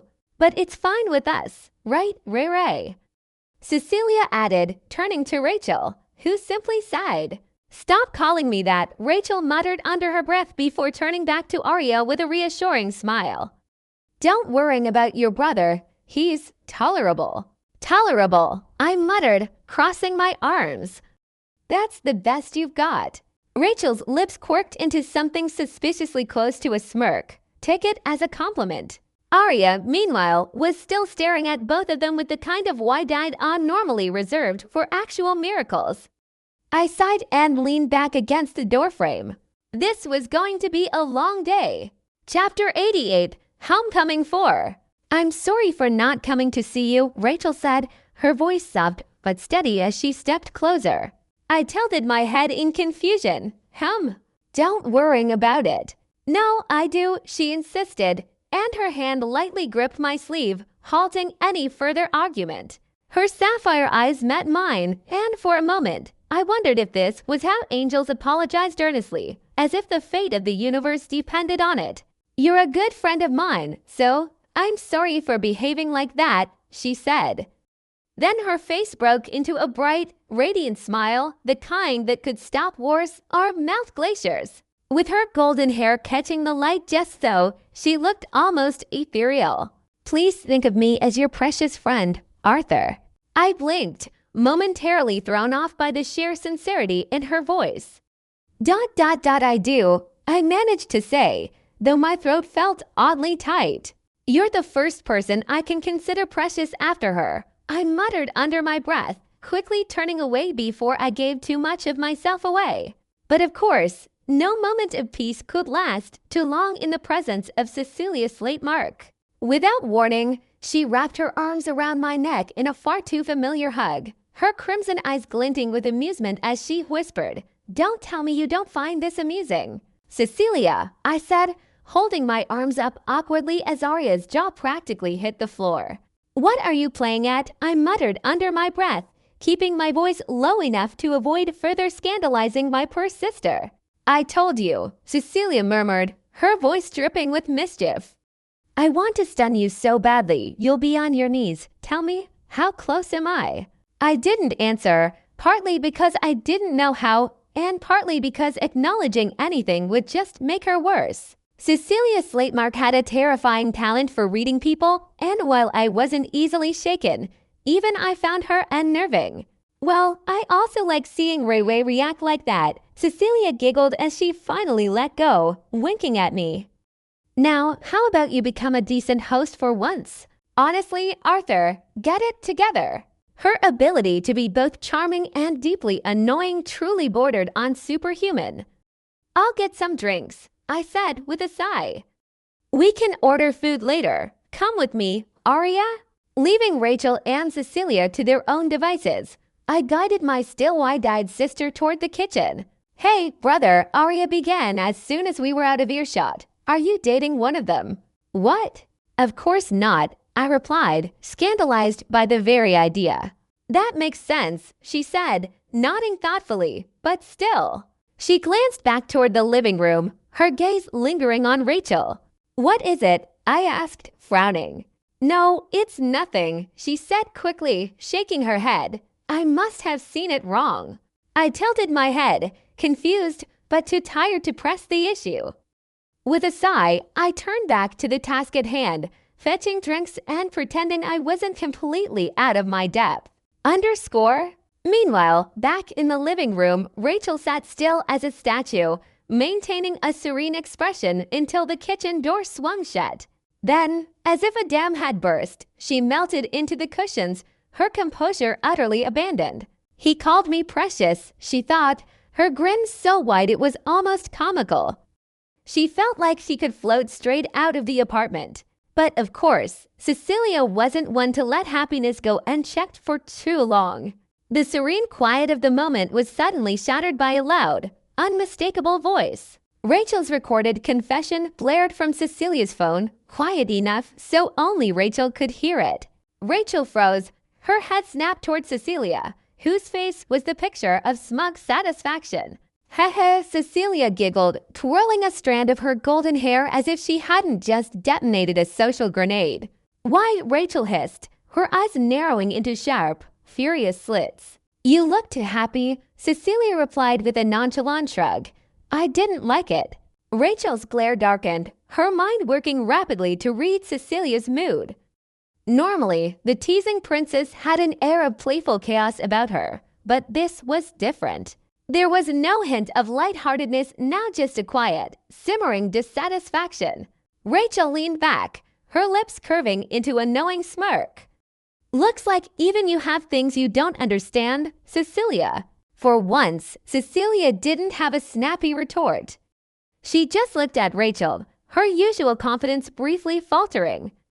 And in that rare moment of silence, Rachel allowed herself a small, satisfied smile. Look at that, even you can be cute when you try.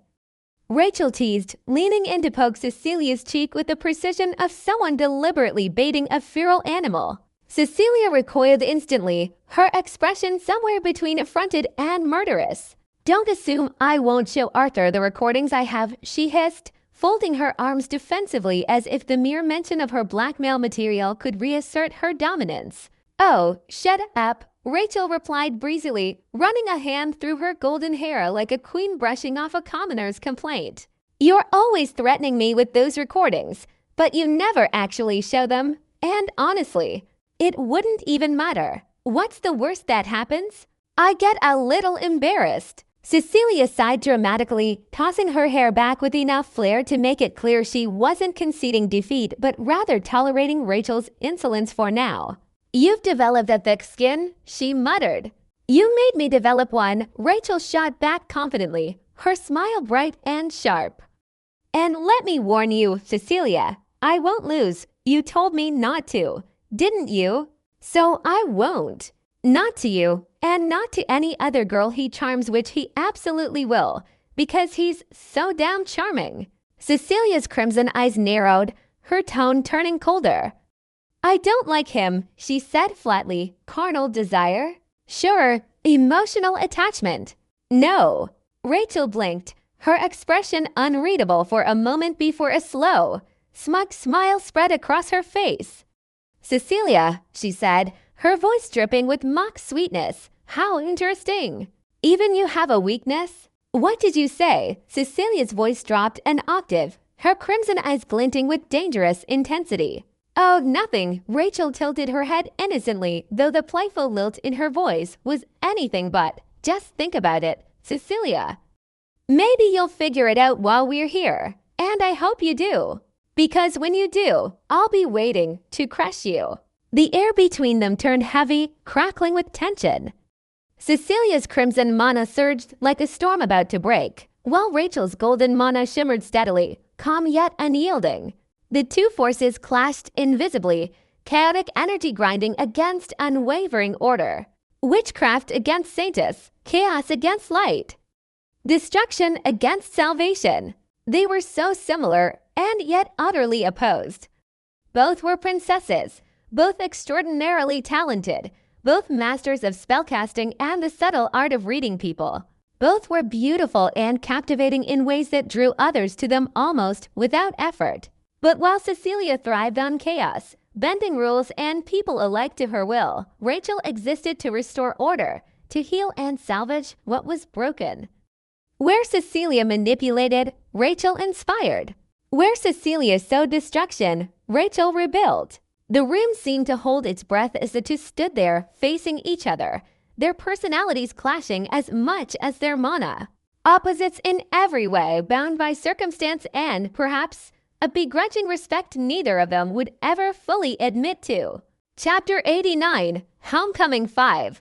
Arya and I stepped back into the living room, and the first thing that hit me was the palpable tension hanging in the air, thick enough to slice with a dull butter knife. I sighed inwardly. Of course, Cecilia and Rachel argued about something. It was as inevitable as gravity, though significantly less useful. The two of them were like oil and water, except the oil was explosive and the water was radioactive. Cecilia sat perched on the armrest of the couch, her golden hair catching the light like a waterfall of molten gold. She looked utterly at ease, her lips curled into that ever-present smirk of hers. But there was something different, something I couldn't quite place. Her eyes didn't have the same glint of sharp malice they usually carried after one of her verbal sparring sessions.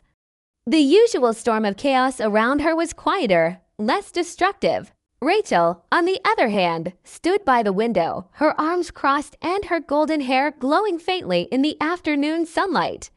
She wasn't retreating like she might have before. Instead, she looked almost bold. Her sapphire eyes met Cecilia's with an unflinching confidence, a quiet strength radiating from her that wasn't there the last time they'd had one of their little battles. Interesting, I thought, my mind immediately cataloging the changes. Cecilia's usual venom was dulled, and Rachel's usual hesitance had evaporated. Whatever had happened between them had clearly left its mark. "Well, this is cozy," I said, breaking the silence as I set the tray of drinks on the table. "Did you two settle your differences or just agree to disagree on the definition of orderly murder?"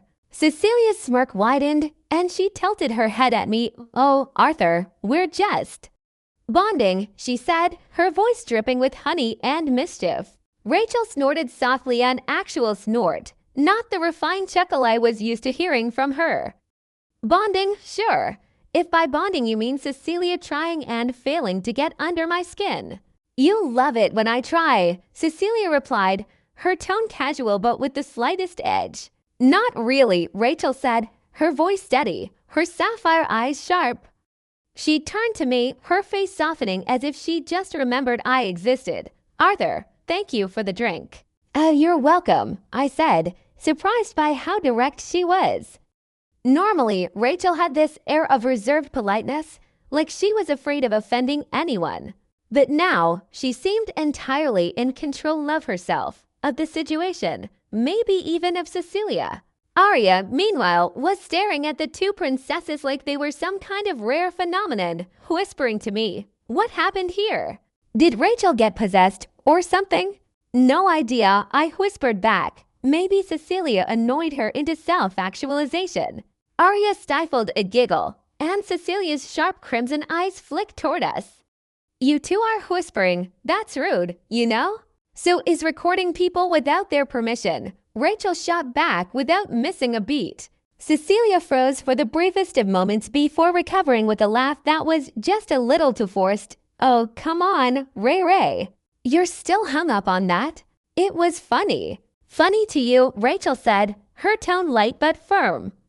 Then she turned to me again, her expression softening once more. "Arthur, do you think I'm funny?" It was such a straightforward, unexpected question that I almost choked on my drink. "Well, what?"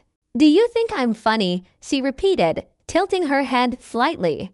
I glanced at Cecilia, who was watching with an expression that was somewhere between intrigued and annoyed. Rachel's boldness seemed to have thrown her off balance too. "Yeah, I guess," I said finally. I mean, in your own way. Rachel smiled a genuine, radiant smile that somehow managed to be both endearing and terrifying. Thank you.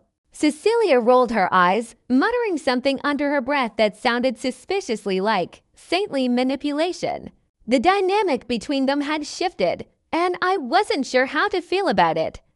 Rachel was no longer the quiet, hesitant saintess, and Cecilia was less vicious, somehow. It was like the battle lines between them had blurred, and neither of them was quite sure where they stood anymore. Well, it seemed like Rachel had reverted to her original self, I thought, watching her with a faint smile. She had always been the embodiment of golden retriever energy, bright, boundlessly kind, and genuinely thrilled to bring a bit of sunshine into everyone's lives. She wasn't just nice, she was the blueprint for nice, the kind of person who made you feel guilty for ever being cynical about the world. Her boundless enthusiasm was most notable around Lucifer, the so-called second hero in the novel. She adored him.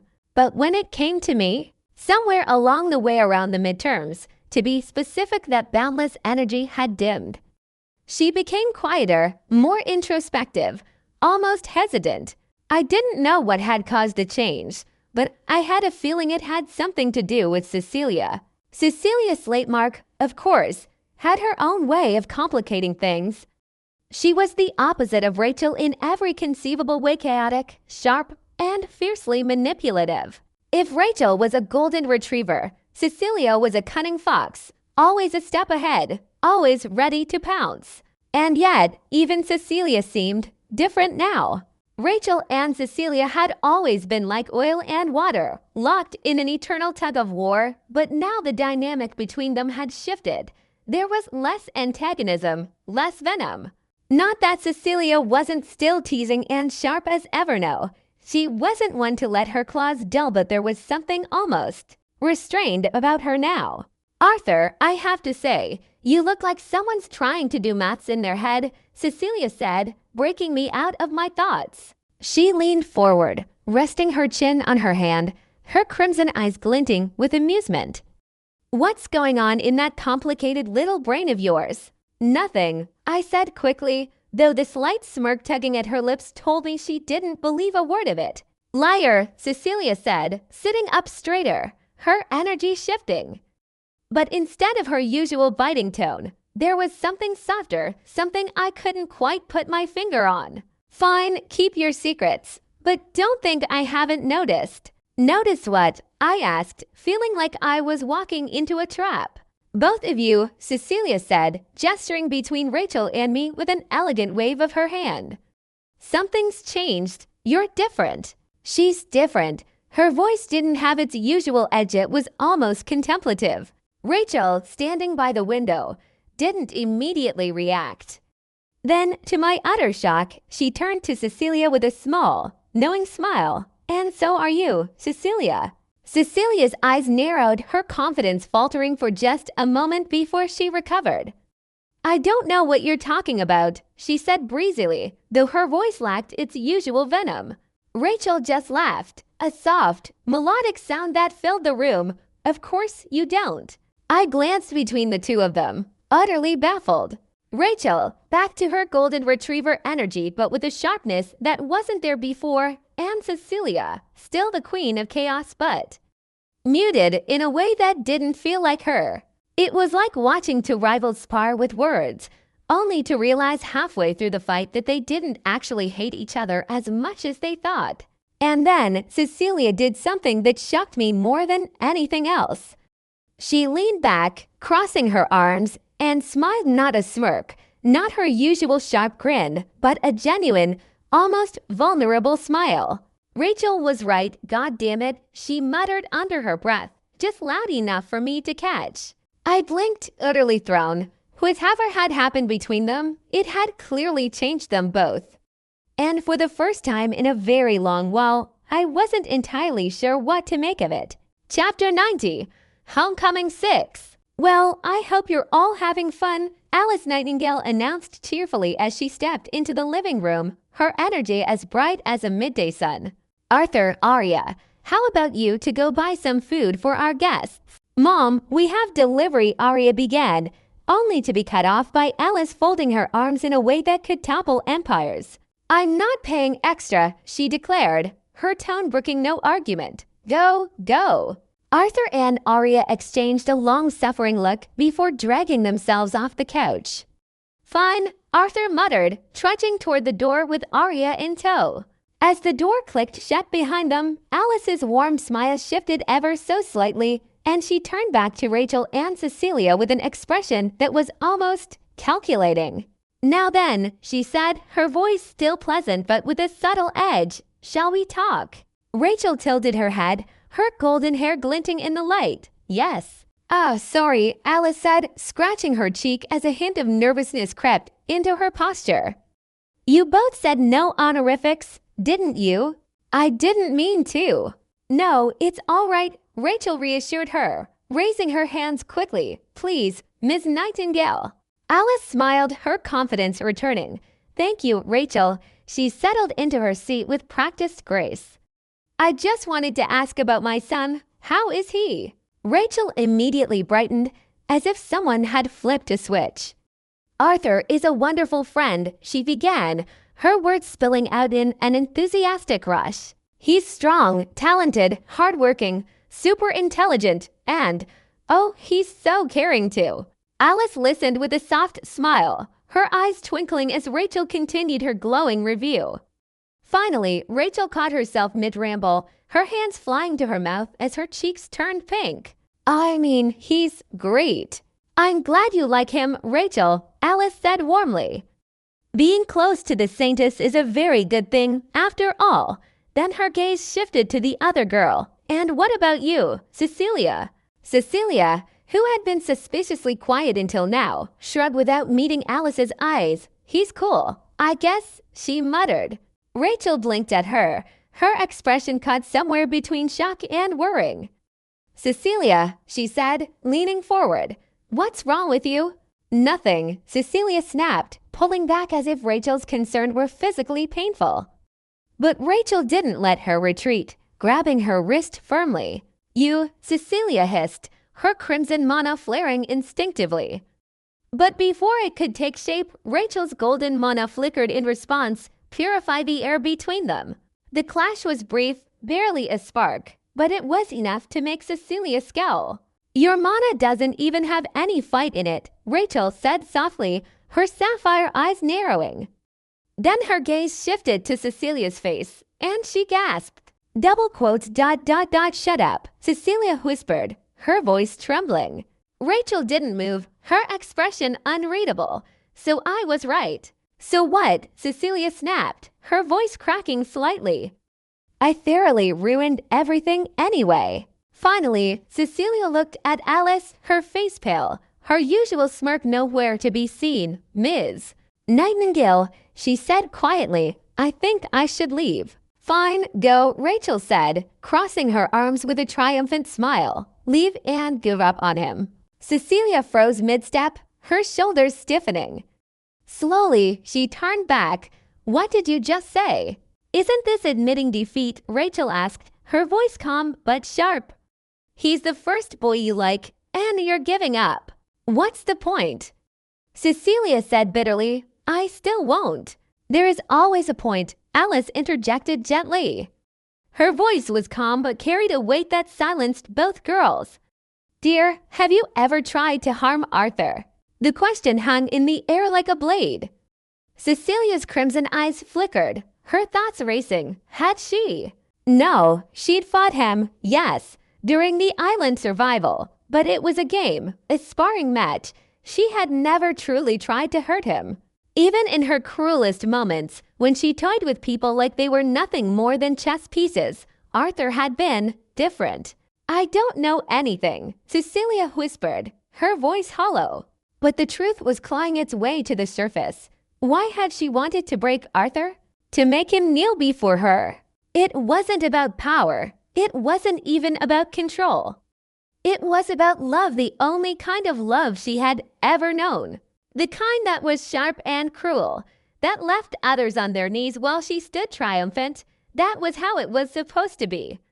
That was the only love she thought she deserved. And yet, But I can't harm him, Cecilia said, her voice cracking.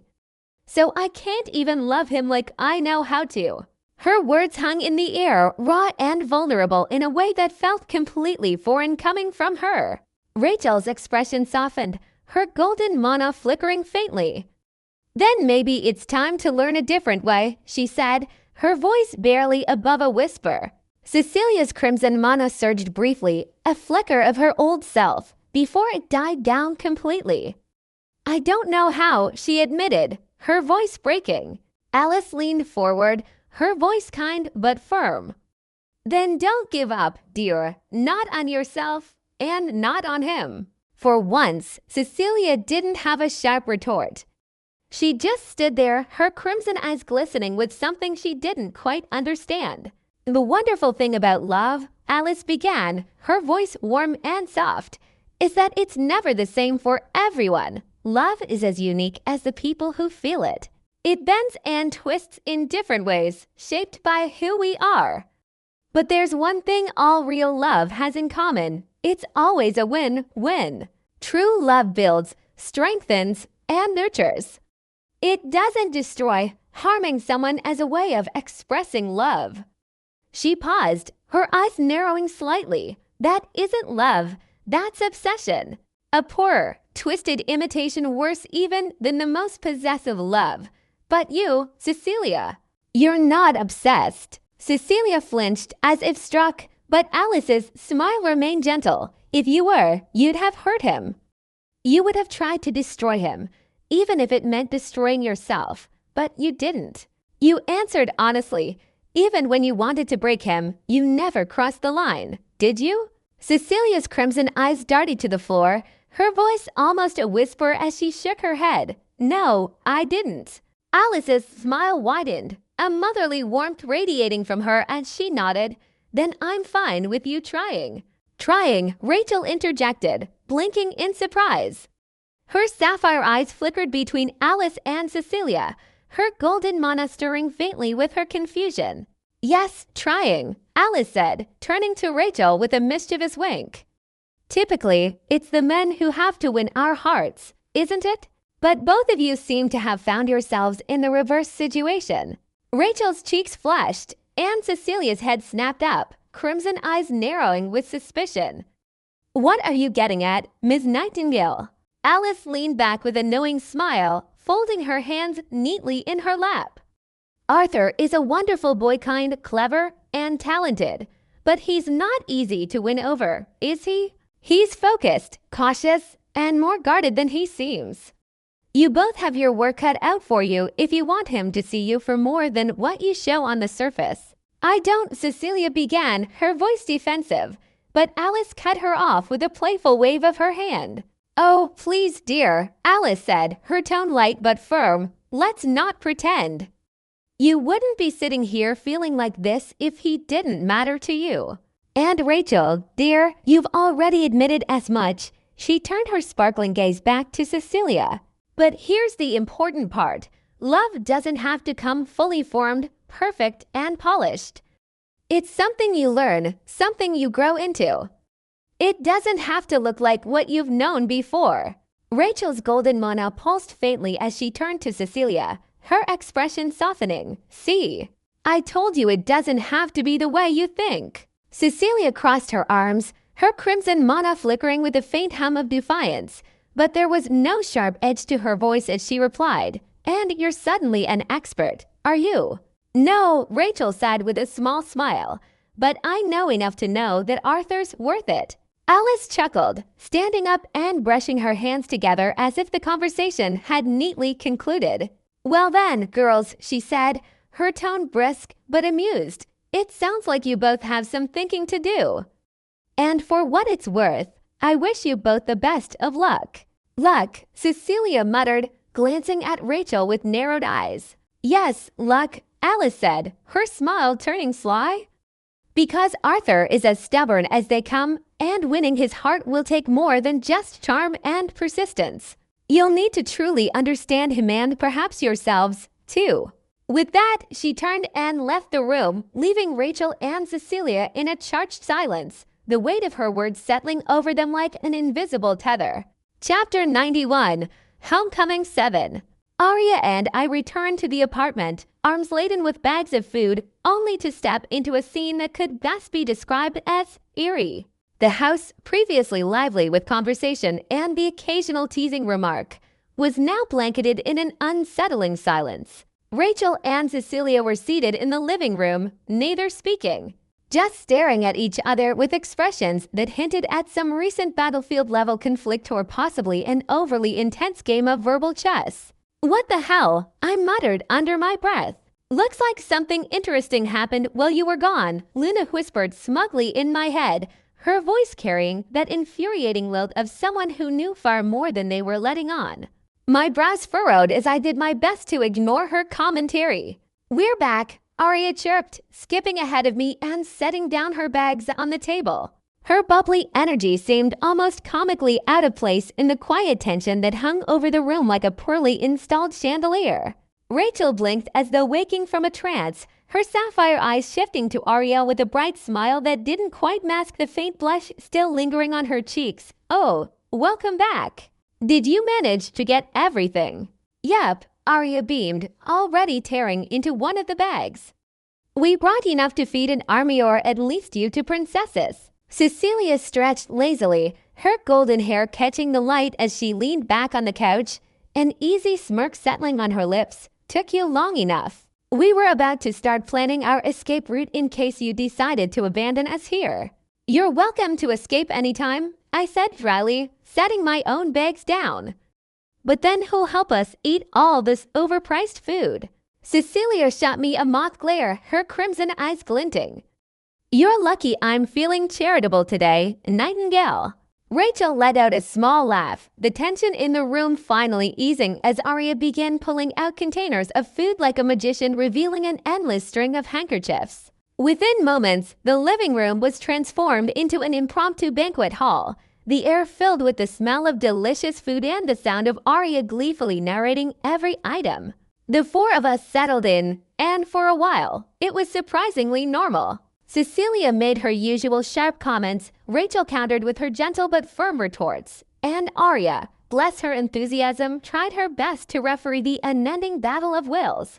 I mostly focused on eating, occasionally chiming in to keep things from escalating into all-out chaos. It was during one of Cecilia's more exaggerated rants about the absolute travesty of modern party etiquette that Rachel suddenly perked up, her sapphire eyes lighting with an idea. "Speaking of parties," she began, "why don't we host a New Year's party at the Creighton estate?" Cecilia raised an eyebrow. "A party at your estate? Isn't that a bit formal?" Rachel shook her head, her golden hair shimmering in the light. "Not formal, just for Class 1A students. Something fun. We've been through a lot this year, and it'd be nice to have something to look forward to before the next term starts." Cecilia tapped her chin thoughtfully, her smirk widening. "I like it. A little gathering of the elite, away from the prying eyes of the academy." Arya, meanwhile, was practically bouncing in her seat. "Oh, can I come too?" "Please. Pretty please. I'll even behave." "You're not in Class 1A, I pointed out, earning a dramatic pout from her. "Let her come," Rachel said with a soft smile. "She's family." Arya beamed at Rachel as if she'd just been handed the keys to a kingdom. "You're the best, Saintess." "Fine," Cecilia drawled, waving a hand dismissively. "But only if she promises not to embarrass herself for us." Arya stuck her tongue out at Cecilia, and I sighed, already anticipating the chaos this so-called relaxing party was going to unleash. But as I watched Rachel and Cecilia discussing decorations and themes with an enthusiasm that bordered on conspiratorial, I couldn't help but feel a small flicker of gratitude. For all their differences and occasional hostility, they'd found common ground if only for the sake of something as simple as a party. And maybe, just maybe, this year would end on a good note after all. Cecilia tilted her head, crimson hair cascading like a velvet curtain, and her gaze fixed on me with unsettling clarity. Yet, for once, it wasn't the gaze of someone looking at a particularly interesting toy. No, this was different. Focused, searching, almost hesitant, if Cecilia Slatemark was capable of such a thing. And honestly, I didn't like it. She was so damn confusing. Cecilia had always been an enigma, a puzzle with pieces that didn't quite fit together unless you knew where to look. Unfortunately for me, I knew exactly where to look. I'd read her story. I knew her backstory like the back of my hand, thanks to the novel, and knowing it only made her more complicated. The second child of the Emperor and Empress of the Slatemark Empire, Cecilia had been born into a world that practically demanded greatness of her, and she delivered. She wasn't just talented, she was blindingly talented, eclipsing even her elder brother, the heir to the throne.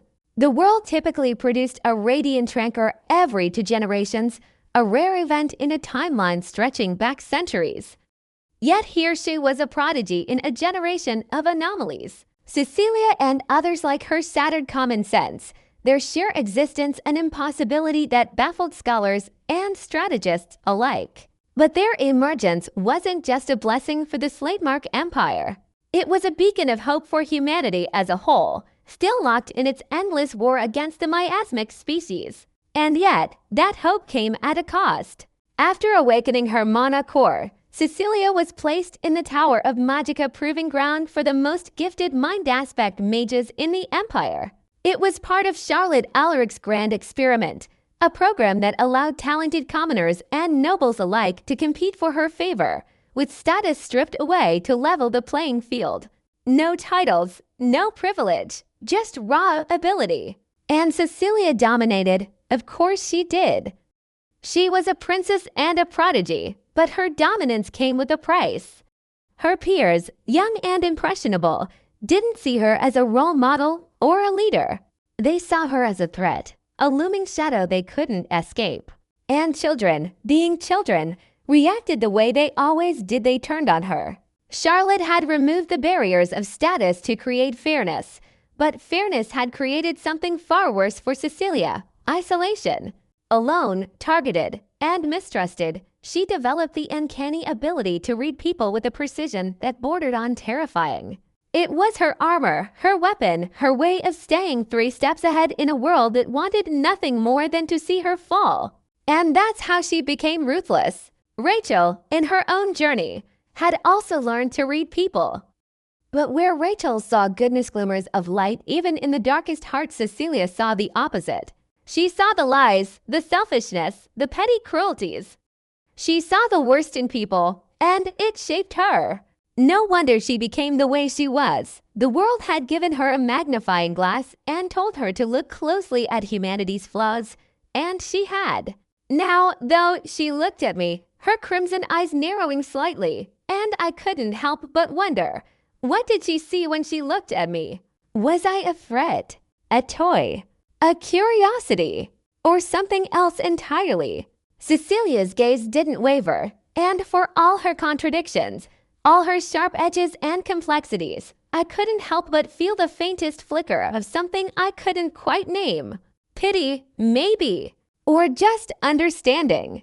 Because for all her talent, all her strength, Cecilia Slatemark wasn't invincible. She was just human, frustratingly, beautifully, and terrifyingly human. And that made her all the more dangerous. Chapter 92, Homecoming 8. After dinner, the air in the apartment softened into something more relaxed, though traces of the earlier tension still lingered faintly in the corners of the room. Rachel and Cecilia, despite their usual verbal sparring, had toned it down during the meal, and now both seemed ready to leave. Rachel was the first to stand, smoothing out her skirt and offering a warm smile. "Thank you for the dinner, Ms. Nightingale," she said, bowing politely to my mother, who waved it off with a laugh. "Oh, please, dear, you're welcome anytime," my mother replied. "It was lovely having you here." Cecilia, naturally, stood in a far less formal fashion, stretching her arms above her head as if she just completed some arduous task. Yes, thank you for the food," she said with a lazy grin. "Not bad for a home-cooked meal, really." "You're lucky my mother is so gracious," I said dryly, earning a chuckle from my dad and a mock glare from Cecilia. "Well," Rachel said, turning to me, "I suppose we should get going." "Yeah, it's late. I said, walking them to the door. Arya, who had spent most of the evening starstruck, hovered nearby, waving enthusiastically at Rachel and Cecilia like a fan seeing their favorite idols. Rachel turned to me with a radiant smile that was so warm it almost made me forget how easily she could put a light spell through someone's chest. "Take care, Arthur," she said softly. Then, without hesitation, she stepped forward and hugged me. It wasn't the first time Rachel had hugged me, but it still caught me off guard. Her arms wrapped around me gently, and for a moment, I caught the faint scent of lilac. "Thank you for today," she whispered, her voice sincere, before stepping back. I nodded, unable to find words that didn't feel clumsy or inadequate. Then it was Cecilia's turn. She stepped forward with her usual smirk, though there was a softness in her eyes that made me hesitate. Her hug was different, quicker, sharper, as if she wasn't entirely comfortable with the gesture, but had decided to go through with it anyway. And then she leaned in, her breath brushing against my ear. "Sorry," she whispered. I froze, my mind racing. Sorry. For what? For the teasing. For the chaos she seemed to bring wherever she went. For something else entirely. Before I could even process the word, she pulled back, her expression unreadable. There was no trace of the apology in her face, just the same playful smirk as before. "Don't get too used to it," she said, flicking my forehead lightly with a finger before stepping past me. Rachel gave Cecilia a curious glance as they left together, but if Cecilia clarified her words, I didn't hear it. The door closed behind them with a soft click, leaving me standing there in silence. "Arthur, are you okay?" My mother called from the living room. "Yeah," I said, though my voice sounded distant even to me. Cecilia's whispered apology replayed in my mind, looping like a song stuck on repeat. There was no explanation, no context, just that single word, sorry. And for the first time in a long time, I found myself genuinely confused by her. "Interesting," Luna mused in my head, her voice thick with amusement. "She's a puzzle you can't solve yet, isn't she?" I didn't respond. I just stared at the door, feeling like I'd just been handed a riddle with no answer. Underscore? "Arya and I have been invited to the Creighton estate for a New Year's party," I said over breakfast, trying to keep my tone casual as I buttered a piece of toast. My father, reading the news on his sleek holopad, looked up with a smile. "The Creighton estate. That's impressive. You both should go. No question about it." He turned to my mother, who was sipping her coffee, and added, "I'll book the tickets." "Thank you," I replied, unable to keep the small smile off my face. The thought of spending New Year's at a place like the Creighton estate was a little intimidating, but also exciting. "You'll need something nice to wear," my mother said, eyeing me critically. Arya too. "I don't want the Nightingale family looking shabby at a gathering like that." "I'll make sure we're presentable," I promised, though I made a mental note to drag Arya shopping later. She'd hate it, but it was necessary. Knowing her, she'd probably try to show up in jeans. The morning passed quietly, the invitation settled, until the doorbell rang just after lunch. When I answered, I was met with a delivery drone, its sleek silver body hovering at eye level. It scanned me with a brief hum, then extended a compartment from its side. "Delivery for Arthur Nightingale," it announced in a monotone voice. I accepted the package, my curiosity piqued. It was long and slim, encased in a matte black container with intricate runes etched along its surface. "Luna," I asked silently, and she hummed in my mind. "Open it." I sensed something significant. I brought the package inside, setting it carefully on the living room table. My parents watched as I lifted the lid, revealing a sword unlike anything I'd ever seen. The blade shimmered with an iridescent glow, its surface shifting subtly as if it couldn't decide on a single color. The hilt was elegant, wrapped in dark leather with accents of gleaming silver. Runes spiraled up the blade, pulsing faintly with mana, and it radiated a quiet, formidable power. It wasn't just a weapon, it was art. "It's from the headmaster," I said, my voice a little shaky as I picked up the blade. It was surprisingly light, the balance perfect in my hand. My father stood, staring at the sword with wide eyes. Arthur. Is that an ancient grade artifact? Yes, I said simply. For a moment, there was silence. Then my mother gasped, an ancient great sword. Those are worth more than most mansions. How did you even? She sent it as a reward for helping defeat the demon, I explained, setting the sword back down gently. My father ran a hand through his hair, his expression torn between disbelief and pride. Arthur, do you have any idea what this means? An ancient grade artifact. They're priceless. They don't just give these out. I nodded. I understood well enough. An artifact like this wasn't just valuable, it was legendary. Even nations struggled to acquire ancient grade weapons. For one to end up in my hands felt surreal. What's it called? Arya asked, leaning in to get a closer look at the blade. Evolus, I said, brushing my fingers over the runes. The name resonated in the air, like the sword itself was resonating with the name. Evolus, a blade for all elements, meant to adapt and evolve, just like the wielder. My parents exchanged a glance, my mother's expression softening. Be careful with it, she said gently. Something that powerful can draw attention. I will, I promised, feeling the weight of their concern, but also their trust. As I placed the sword back in its case, I couldn't help but feel a surge of determination. Evolus wasn't just a weapon, it was a symbol of how far I'd come and how far I still had to go. Chapter 93, New Year's Party 1. It was announced in an email from Mythos Academy that the updated ranks would be disclosed once we returned. Naturally, this left me in a state of mild suspense. Not because I was unsure of my standing, I had a fairly solid idea of where I would land, but because waiting for something you already knew was an exercise in patience I wasn't particularly fond of. Based on my performance across the 3 practical evaluations, I was almost certain to be rank 2. Realistically, I should be rank 1, but that spot would, without a doubt, go to Lucifer. Professor Nero would ensure it, and honestly, it wasn't unfair. Lucifer was stronger than me for now. But Lucifer was also a textbook example of too much, too fast. He had rushed headlong to white rank, breaking the record by achieving it in 8 months.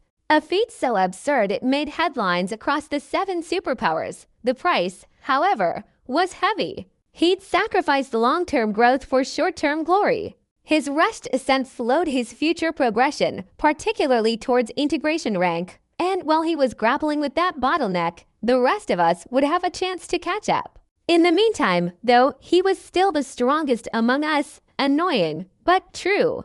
After some fussing from my mother, mostly directed at ensuring Arya had a dress that met her rigorous standards of elegance, we were finally ready to leave for Luminark, the city that housed the Creighton estate. Avalon to Luminark was a considerable distance, but the marvels of this futuristic world made the journey far less daunting. Supersonic planes, many times faster than the ones in my previous world, made it possible to traverse such distances in mere hours. What would have been an all-day ordeal back then was now a comfortable 5-hour flight. Of course, comfort was relative, as Arya spent most of the flight swinging her legs in excitement and peppering me with questions about the Creighton estate. When we landed in Luminark, the city was as stunning as I remembered, its sleek skyscrapers gleaming under the afternoon sun, the streets alive with activity but perfectly organized. Everything about the place screamed wealth and power, yet it somehow managed to maintain an air of understated elegance. A self-driven car awaited us, booked in advance to take us directly to the Creighton estate. Arya, ever curious, spent the first 10 minutes poking at the car's holographic dashboard, much to my annoyance. Stop messing with the settings, I grumbled, nudging her hand away from a particularly ominous-looking button. I'm not breaking anything, she retorted, rolling her eyes before settling back in her seat. So tell me more about this estate. What's it like? You'll see soon enough, I said, smirking. I wasn't about to ruin the surprise. The Creighton estate was nothing short of breathtaking. Nestled just outside the main city, it spanned miles of lush, meticulously maintained land. High, imposing gates marked the entrance, flanked by guards who stood as still and sharp as statues. As we approached, I pulled out a sapphire plaque. Rachel had given me a token of trust that served as a direct invitation to the estate. The guards noticed the plaque immediately, their expressions shifting from wary professionalism to polite respect. "Welcome, Sir Nightingale," one of them said, inclining his head slightly before signaling for the gates to open. The plaque, it seemed, carried more weight than I had initially realized. "Wait," Arya said, her voice tinged with disbelief as we drove past the gates. "You have a sapphire plaque." "From Rachel." That's insane. Do you even know how rare those are? She has to really trust you to give you something like that." "It's just a plaque," I muttered, though I could feel the tips of my ears heating up under her scrutiny. Arya wasn't having it. No, you don't get to brush this off. A sapphire plaque is like huge. It's basically her saying, "Hey, this person is important to me. Let them in." She paused, then grinned slyly. "Are you sure you're just friends?" "Arya," I said, my tone warning. "What?" she said innocently, though her grin only widened. "I'm just saying, she did give you a token of trust that's nearly impossible to earn. And she's the saintess. People would sell their souls for a fraction of that kind of recognition." I sighed, resisting the urge to bury my face in my hands. "Can you stop making it weird?" "I'm not making it weird," she said, her tone far too gleeful. "You're making it weird. I'm just stating facts." Thankfully, the car pulled up to the main entrance of the estate, sparing me further teasing. The Creighton estate loomed before us, a sprawling masterpiece of architecture and nature seamlessly intertwined. As we stepped out of the car, I couldn't help but feel a sense of awe. Arya, for her part, looked like she was ready to faint from sheer excitement. "This is going to be amazing," she whispered, her eyes wide. And for once, I agreed. We were greeted by a familiar sight. Rachel Creighton, the saintess herself, standing at the base of the grand staircase leading into the estate. Her golden hair glimmered in the soft afternoon sunlight, and her sapphire eyes sparkled warmly as she waved at us. "Welcome, Arthur, Arya," Rachel said, her voice as bright and cheerful as ever. She walked down the steps to meet us, her steps graceful and light. "I'm so glad you could come." "Thank you for inviting us," I said, stepping forward to shake her hand, but Rachel surprised me by leaning in for a quick hug instead. It was brief, polite, but undeniably warm.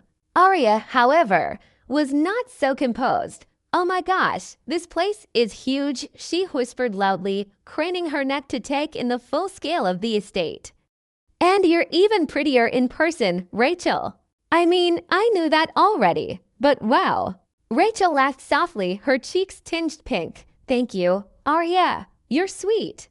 I hope you'll enjoy your time here." Then, turning back to me, she added, "I've arranged for individual guest rooms so you can relax and freshen up before the party starts. It'll be a little while before everyone else arrives." "Sounds perfect," I said, nodding appreciatively. Rachel led us inside, and Arya's awe only grew as we passed through the grand entrance.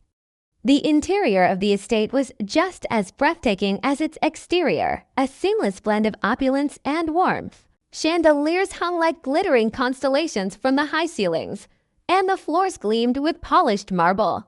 Yet despite the grandeur, there was an inviting quality to the space, likely a reflection of Rachel's own personality. "You'll find everything you need in your rooms," Rachel said as we walked. "If you need anything else, just ask one of the staff or call for me. Arthur, your room is just down this hall, and Arya, yours is next to his." "Thank you, Rachel," Arya said, already spinning around to soak in every detail of the corridor. Once inside my guest room, I took a moment to take it all in. The room was spacious yet not ostentatious, with soft lighting and a color palette that leaned toward calming blues and silvers. A large bed stood against one wall, and a walk-in closet held an array of hangers ready for use. On a nearby table sat a welcome tray with refreshments, along with a note in Rachel's elegant handwriting, "Make yourself at home." I smiled faintly and got to work changing into the formal where my mother had insisted I pack. The outfit, a dark suit with subtle silver detailing, fit the occasion well enough, though I felt a little out of place wearing something so fancy. Once I was ready, I stepped out into the hall and found Arya already waiting, her eyes bright with excitement. She had chosen a sleek black dress that suited her well, paired with a simple necklace. "You clean up well," I said with a small grin. "You don't look too bad yourself," she shot back, smirking. Then she leaned in and whispered, "Think Rachel will be impressed." "Stop it," I muttered, rolling my eyes as I walked past her. Rachel was waiting for us in the main hallway. She had changed into an elegant yet understated dress in shades of cream and gold, her hair swept back in a loose braid. She smiled when she saw us. "You both look great." "So do you," Arya said quickly, practically bouncing on her heels. "I mean, obviously you always do, but—" "Arya," I interrupted, my tone warning, though Rachel just laughed. "Shall we head to the living room?" Rachel said, gesturing for us to follow. "That's where the party will take place." It's still early, so we'll have some time to chat before everyone else arrives. The living room turned out to be an expansive space with floor-to-ceiling windows that offered a stunning view of the sprawling estate gardens. Plush sofas and armchairs were arranged in small clusters, and a long table near one wall held an impressive spread of appetizers and drinks. Despite its size, the room had a cozy atmosphere, the kind that made you want to sit down and stay for hours. "Feel free to make yourselves comfortable," Rachel said as she led us inside. "The others should start arriving soon."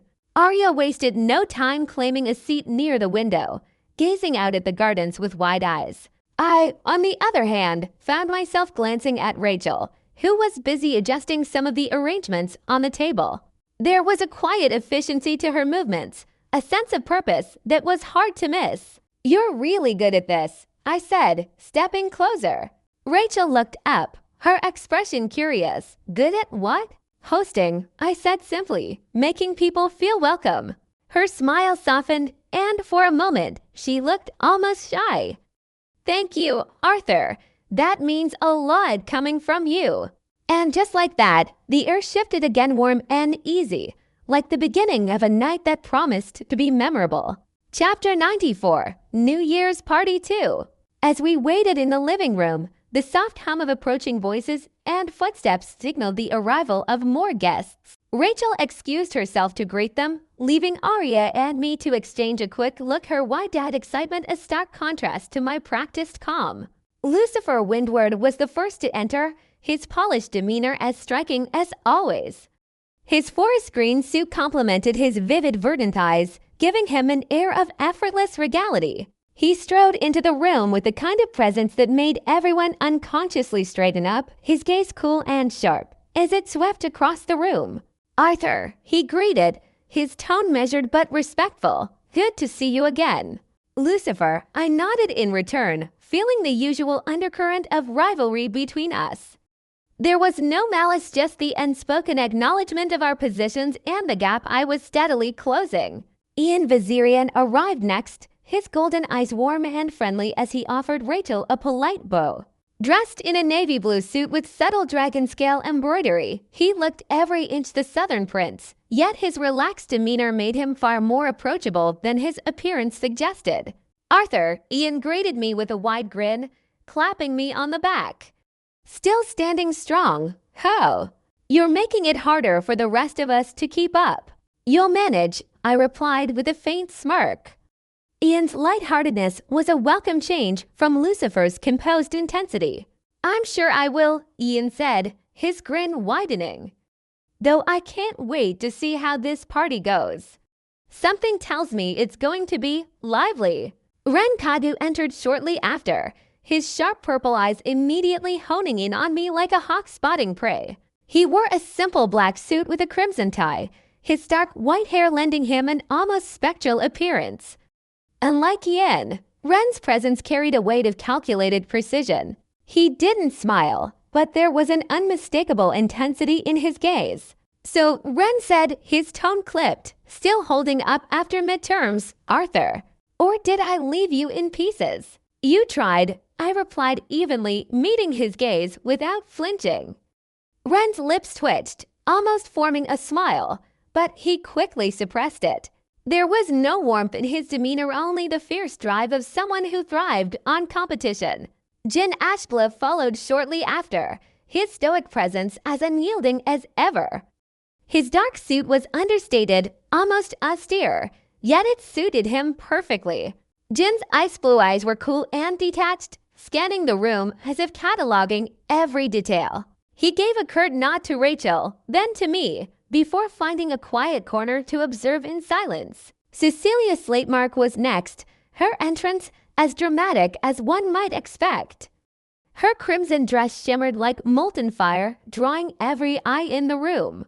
Her ruby-red gaze flicked to me for a brief moment, her lips curling into a smirk before she turned her attention to Rachel.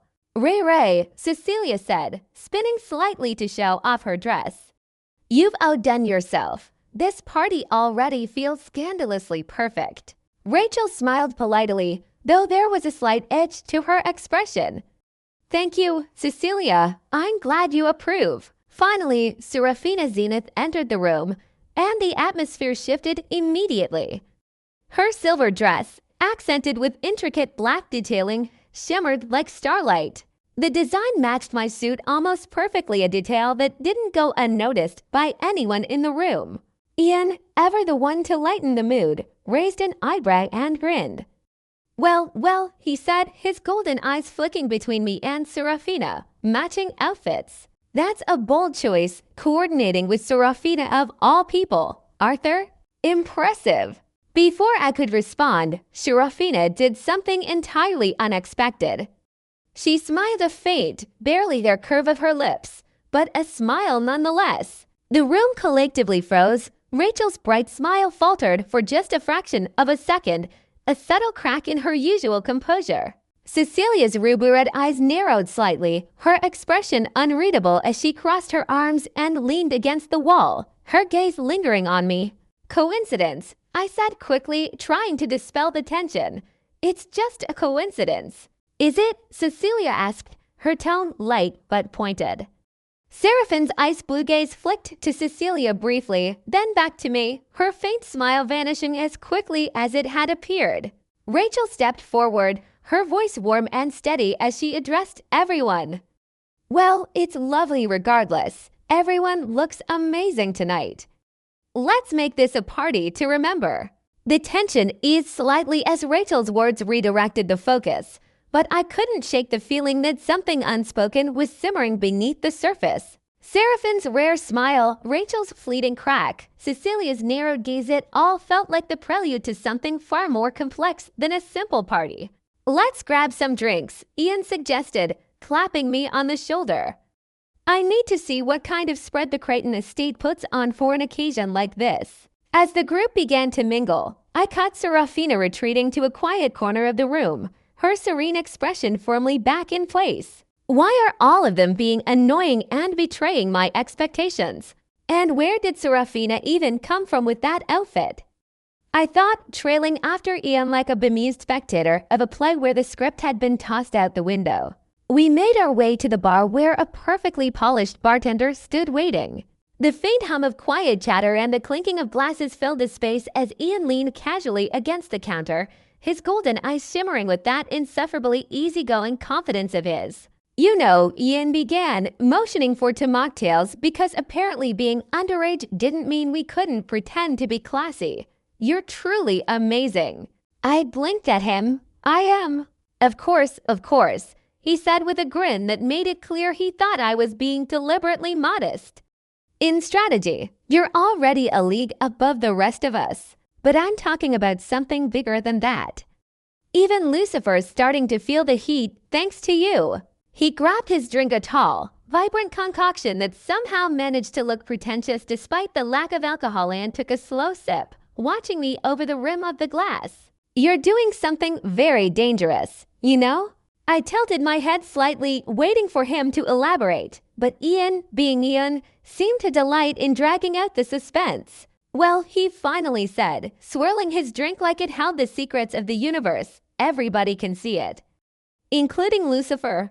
And let's be honest, Lucifer's not the type to play dirty. He'll let you grow, let you build yourself up, and then, just when you think you're ready, he'll crush you. Completely, probably in the Sovereign's tournament. I'm not trying to replace him, I replied, my voice steady but my grip tightening on my glass. Ian chuckled, leaning in slightly. Perhaps not. But that's what it looks like, my friend. And perception, as they say, is reality. His grin softened, but his golden eyes burned with a rare intensity. I'll admit, Lucifer's fixation on destiny and the weight of being the so-called second hero isn't exactly healthy. But still, he's Lucifer Windward. The name hung in the air like a challenge, Lucifer Windward. A talent that surpassed even Julius Slatemark, the founder of the Empire, and Liam Kadu, the first hero. A man so prodigious that the world collectively decided he would save humanity before he'd even reached adulthood. The second hero. I don't want people to play roles they think they have to, I said, my voice quieter now, though no less firm. Ian arched an eyebrow, his grin returning, sharp and curious. So you'll dethrone him? If that's what it takes, I replied without hesitation. Ian froze for a moment, his mocktail halfway to his lips. Then, slowly, he broke into a wide, delighted grin. You, he said, pointing at me with his glass, are the only person other than Ren, of course, who hasn't completely given up on surpassing that monster. And honestly, I respect the hell out of that. His laughter rang out as he clinked his glass against mine, his golden eyes practically glowing with amusement and something else, hope, maybe, or admiration. I wasn't sure, and frankly, I didn't care. What mattered was the path ahead. Lucifer Windward might be the second hero. The world might expect him to carry the weight of destiny on his shoulders. But I was Arthur Nightingale, and I had no intention of bowing to anyone else's script. Chapter 95, New Year's Party 3. I took another sip of my mocktail, letting Ian's words settle in the back of my mind. His laughter lingered, echoing above the soft background music and the lively chatter around us. In the distance, silver platters of gourmet food floated on thin anti-grav fields, weaving among guests in a silent display of futuristic convenience. Occasional flashes of holographic decorations rippled across the vaulted ceilings of the Creighton estate, an architectural marvel combining old-world grandeur and sleek technological accents. New Year's in the Creighton household was always a lavish affair, but I'd be lying if I said I'd experienced many of them firsthand. My family's social circles never overlapped much with this echelon, not until my name started traveling on the tongues of classmates and teachers alike. Arthur Nightingale, a cunning strategist, a potential rising star. And so, here I was, mingling with the Empire's most prestigious youths at a party that felt like a microcosm of competitive alliances and silent rivalries. Ian drained the last of his own mocktail in a theatrical gulp, then winked at me. No more heavy talk. This is a party, after all. Time to embrace the festivities. I nodded, letting a thin smile form. Right, a party. A quick glance around the main hall revealed a scene that was both elegant and strangely tense. Arya, my younger sister, stood near the central fireplace with Rachel, who was smiling warmly at something Arya said. Ren, poised and aloof, stood in conversation with Jin, their expressions guarded. Lucifer, impeccable in his forest green suit, strode across the marble floor with an air of quiet authority that made people step aside instinctively. And Cecilia, well, she was scanning the room too, that bright crimson dress of hers catching the eye of more than one bystander. She flicked her gaze toward me, smiled faintly, then turned away with an unreadable expression. Serafina, of course, was nowhere to be seen in the immediate crowd. She was close enough that I sensed her presence, though, possibly lurking near a tall window that overlooked the estate's expansive gardens, or in some unoccupied corner serene and watchful as ever. I released a slow exhale, placing my empty glass on the bar's polished counter. The year was almost at its end, but it felt more like an intersection of half-resolved storylines. I'd come here expecting a mild celebration, maybe some tense interactions with Lucifer, or a few sly jabs from Ren. Instead, the evening had begun with tensions swirling between Rachel, Cecilia, and Serafina, each giving me vibes I wasn't entirely sure how to parse. If Ian's assessment about my rivalry with Lucifer was correct, I could only guess how such undercurrents would boil over by midnight. Still, I was never one to shy away from complicated dynamics, especially not now, with so much at stake. Arya caught my eye from across the room, beckoning me over. Ian patted my shoulder as I rose from my bar stool, whispering good luck in a half-teasing manner. I left him there, turning toward my sister. She was wearing a pastel blue dress embroidered with subtle silver lines, a bit simpler than most but radiating an understated charm that suited her. She had grown up more than I realized. The sparkle in her eyes hinted that she was as alert to the party's many undercurrents as I was. Rachel stood beside her, the golden highlights of her hair catching glints from the overhead chandeliers. She wore a gentle, welcoming smile that always seemed to reach her eyes. "Arthur," she greeted softly when I approached. I followed her gaze, turning around to see Cecilia approaching, her crimson dress almost glowing under the chandelier's light. She navigated the crowd with feline grace, head held high, a half-smile on her lips that sent waves through the onlookers. Despite the party's bustling warmth, a chill of tension rippled in the air as she neared me and, by extension, Rachel. "Hello, Rachel," Cecilia said, inclining her head politely. Her voice was smooth, with a slight edge I'd come to recognize. She turned to me. "Arthur, mind if I borrow you for a moment? There's something I'd like to discuss." Rachel's smile remained, but the edges tightened. She stepped aside gracefully, saying, "Of course. I'll chat with Arya for a bit," and left me with an almost imperceptible nod. I faced Cecilia, arching a brow. "Discuss what exactly?" She waved a slender hand dismissively, her eyes flicking to Rachel's retreating form for a second. "Nothing ominous, I promise," she said, letting out a breathy laugh. "Just a conversation about you." Her smirk softened. "Or rather, about how I might help you, if you'd let me." Curiosity warred with caution in my chest. My prior impressions of Cecilia were primarily shaped by her manipulative tendencies, cool, cunning, sometimes borderline dangerous. But tonight, there was a gentler edge to her. I wasn't sure if it was genuine or just another tactic. She led me to a side balcony that jutted from the estate's second floor, accessible by a short hallway lined with tasteful modern art sculptures. A series of small anti-gravity lanterns floated overhead, casting pale, ethereal light. The hush out here contrasted sharply with the party's vibrant murmur inside. The hum of the party faded as the glass door slid shut behind us, muffling the laughter, music, and clinking of glasses from the Creighton Estate's grand hall. The air on the balcony was crisp, touched with the faint scent of luminescent flora from the sprawling gardens below. Hovering anti-gravity lanterns bathed the scene in a pale, dreamy glow, their light making Cecilia's crimson dress shimmer like a living flame. She leaned against the rail, her eyes fixed on the horizon, where the neon outlines of the city met the distant curve of the night sky. For a moment, she didn't speak, and I wondered if I'd walked into some elaborate ploy, a prelude to a game she'd already won in her head. But her silence lingered, almost contemplative, and when she finally turned her gaze to me, there was no slyness in her expression. It caught me off guard, that openness, subtle, yes, but genuine in a way I hadn't expected. "You're a difficult one to pin down, Arthur," she said softly, the faintest hint of a smile tugging at her lips. "It's frustrating." I tilted my head, unsure how to respond. "I'd say the same about you." She huffed a quiet laugh, her eyes flicking back to the garden. "Fair enough, but it's not the same, is it? I'm supposed to be predictable, at least to you." Manipulative Cecilia, the girl with a plan for everything. The one who makes you second-guess every word she says. She paused, her fingers brushing the smooth metal of the railing. "And yet here I am, no scheme, no angle, just me." The words hung in the air, and I stared at her, trying to reconcile this version of Cecilia with the one I thought I knew. She met my gaze, her ruby eyes steady, unreadable yet lacking their usual sharpness.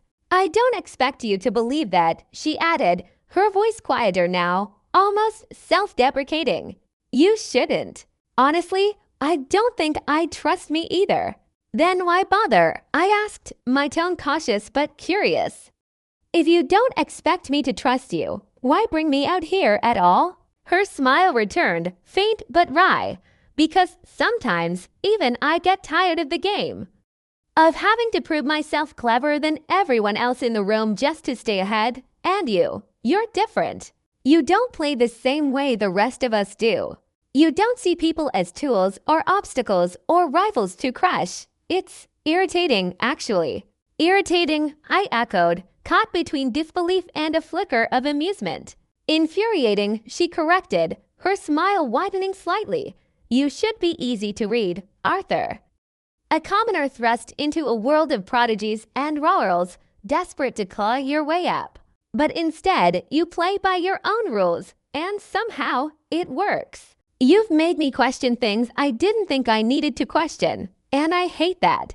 I blinked, stunned into silence. That was not what I expected her to say at all. I searched her face for the usual signs of manipulation, the subtle tells that hinted at ulterior motives. But there was nothing. Just Cecilia, standing there, speaking words that felt both calculated and strangely unguarded. She turned back to the railing, her fingers tracing idle patterns against the cool metal. "You're the type to carry everything on your shoulders, aren't you? All that weight, all those expectations, and yet you never ask for help. It's admirable in a way, but also incredibly stupid." I bristled slightly at the jab, but before I could respond, she glanced at me again, her expression softening. "I'm not offering to make things easier for you. That's not who I am. But maybe I don't want to stand in your way either." For once, it hit me then, the careful dance in her words. She wasn't outright saying she'd changed or that she wouldn't use her usual tactics. She wasn't promising anything. But beneath the layers of ambiguity, there was a thread of something real, something vulnerable. And that scared me more than any scheme she could have cooked up. "Why now?" I asked, my voice quieter than I intended.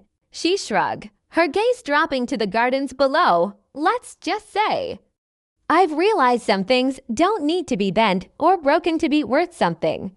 And not everything needs to be a battle." She straightened, brushing a strand of hair behind her ear. "Besides, you're entertaining enough as it is. No point in ruining that, right?" Her smirk returned, faint and fleeting, but it didn't carry the same edge it usually did. It was softer, almost genuine. I didn't know how to respond, so I didn't. We stood there for a moment longer, the silence between us filled only by the distant hum of music from inside. Finally, Cecilia pushed off the railing, her movements fluid and graceful. "We should head back before Rachel starts worrying. She assume I've kidnapped you or something." She stepped past me, pausing briefly by the door. "Oh, and Arthur." I turned, meeting her gaze. She hesitated, just for a fraction of a second, before murmuring, "For what it's worth, you're not as alone as you think." And then she was gone, the glass door sliding shut behind her, leaving me alone with the faint echoes of her words. I stared after her, my mind racing to process what had just happened. Cecilia Slatemark, the girl I'd pegged as manipulative and self-serving, had just shown me a side of herself I wasn't sure even she fully understood. It wasn't an outright transformation, no sudden declarations of loyalty or promises to change, but it was enough to make me pause. Enough to make me wonder. People, I reminded myself, could surprise you, even the ones you thought you knew best. Chapter 96, New Year's Party 4. "How, she's making me use my head," I thought, rubbing the back of my neck as my mind wandered to Cecilia. It wasn't exactly comfortable, this new version of her. She'd always been an annoyance, sure, but she'd never outright tried to crush me. That was the thing. If she had wanted to, it would have been laughably easy for her. Back before my contract with Luna, before I scraped my way to high silver rank and unlocked the potential of Lucent Harmony, I was, objectively speaking, nothing. No connections, no influence, no power beyond a desperate ambition and whatever scraps of strategy I could muster. Cecilia Slatemark, with her towering influence and an arsenal of cunning that made my tactical maneuvers look like child's play, could have squashed me like an ant. But she didn't. Not once. And I'd been puzzling over that for longer than I cared to admit. Was it disinterest, amusement, or something else entirely? The pieces weren't fitting neatly together, not the way I liked them to. It was maddening. Then again, there had been one moment like this in the novel. I paused, the memory creeping in like an uninvited guest. A brief mention, barely explored. Could that be it? Is that possible? I thought, the mental cogs clicking in a way that left me both intrigued and unsettled. I sighed, shaking my head as if to clear it. Whatever, I muttered. Before I could descend any further into the labyrinth of speculation, the door to the balcony slid open. Someone walked past me with a grace so fluid it was almost disconcerting. A faint, sweet scent honey and something sharper, like frost drifted into the air. She didn't stop until she was leaning against the balcony railing, her silver hair catching the glow of the anti-gravity lanterns like strands of moonlight. Arthur, Serafina said simply. Serafina, I replied, straightening slightly. Her presence always demanded a certain level of composure, though I never quite knew why. For a moment, the silence stretched. Serafina wasn't the type to fill empty space with unnecessary chatter, and it was clear she wasn't in a rush to explain her sudden appearance. Instead, her ice-blue eyes lingered on the horizon, thoughtful. You know, she began, her voice as calm as ever. Cecilia has deflected quite a few nasty rumors about you. Rumors, I echoed, my brows knitting together. Oh, you know the sort, she said with a faint shrug, tucking a strand of silver hair behind her ear. Whispers that you cheat in tactics, that you rely on underhanded illusions to fool exam proctors. Baseless, of course, but people are quick to believe anything if it gives them an excuse to tear someone down. And Cecilia, well, she crushed them before they could even reach your ears. That threw me. I blinked at her, processing the words as if they were written in some foreign language. Why? She herself probably doesn't know, Serafina replied, her tone betraying no judgment, only observation, or at least didn't. My eyes narrowed slightly, studying her as if the answer to this riddle might be hidden somewhere in her serene expression.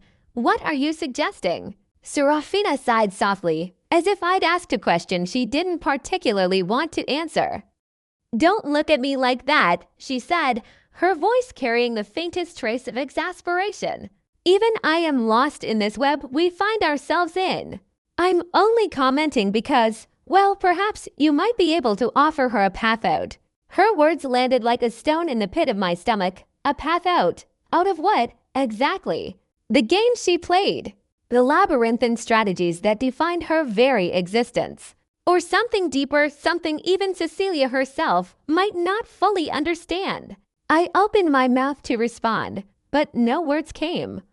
Serafina, as usual, had managed to leave me more unsettled than I'd been before she arrived.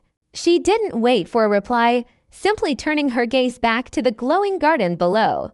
And for the second time that night, I found myself staring at a girl I thought I understood, only to realize I didn't understand her at all. Serafina, the silver-haired enigma wrapped in calm precision, had once again thrown me into the deep end without so much as a warning.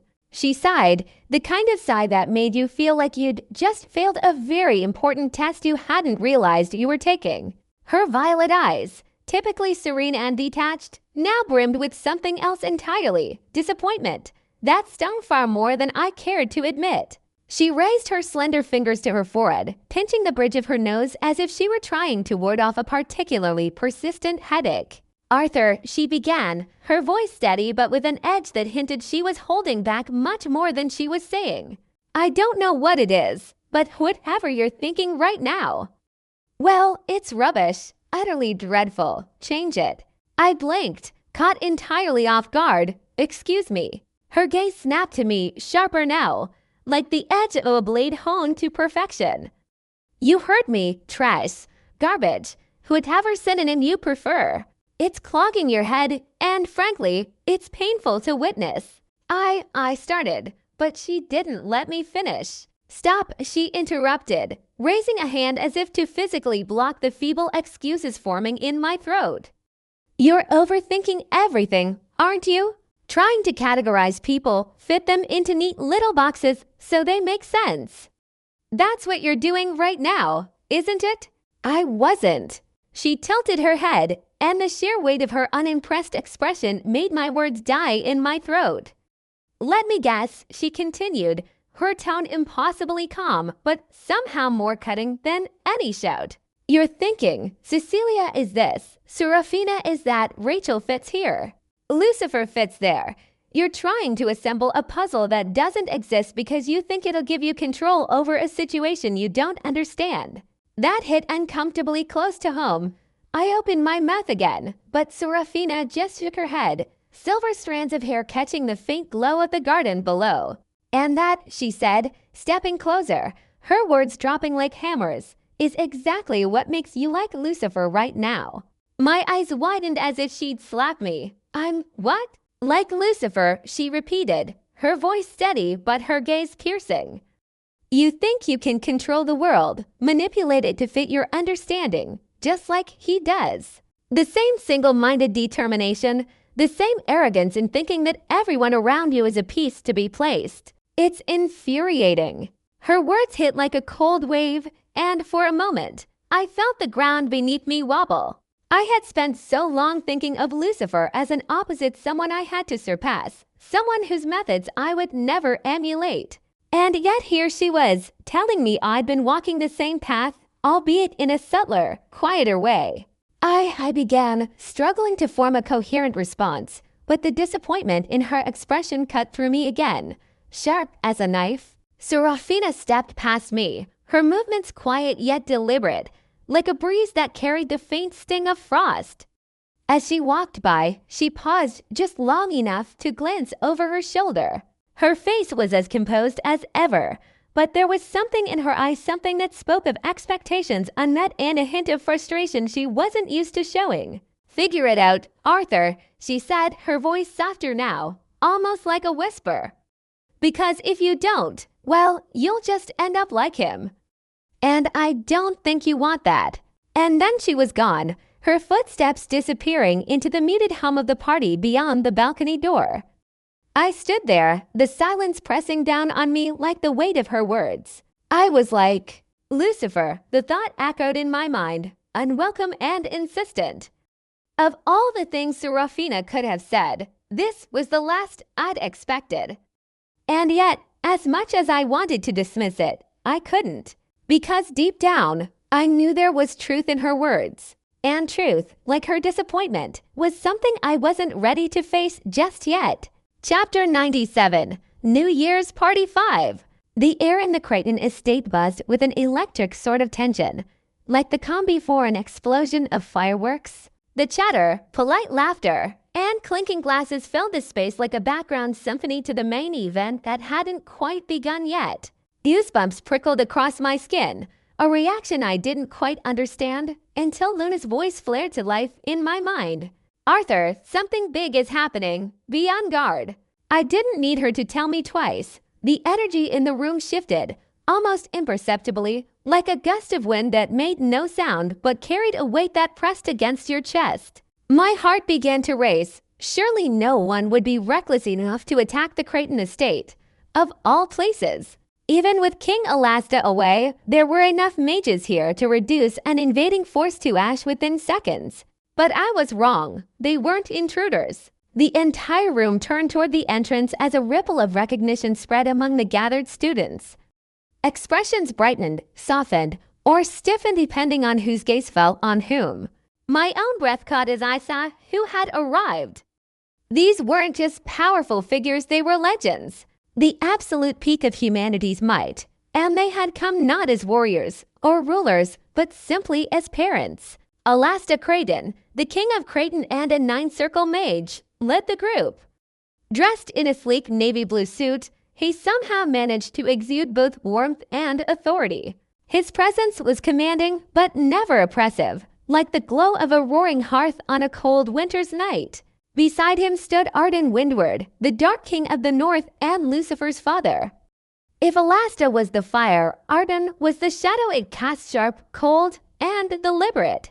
His black suit mirrored his reputation, a blend of understated elegance and lethal precision. His eyes were so piercing that I found myself standing a little straighter, as though he could read the deepest parts of my mind.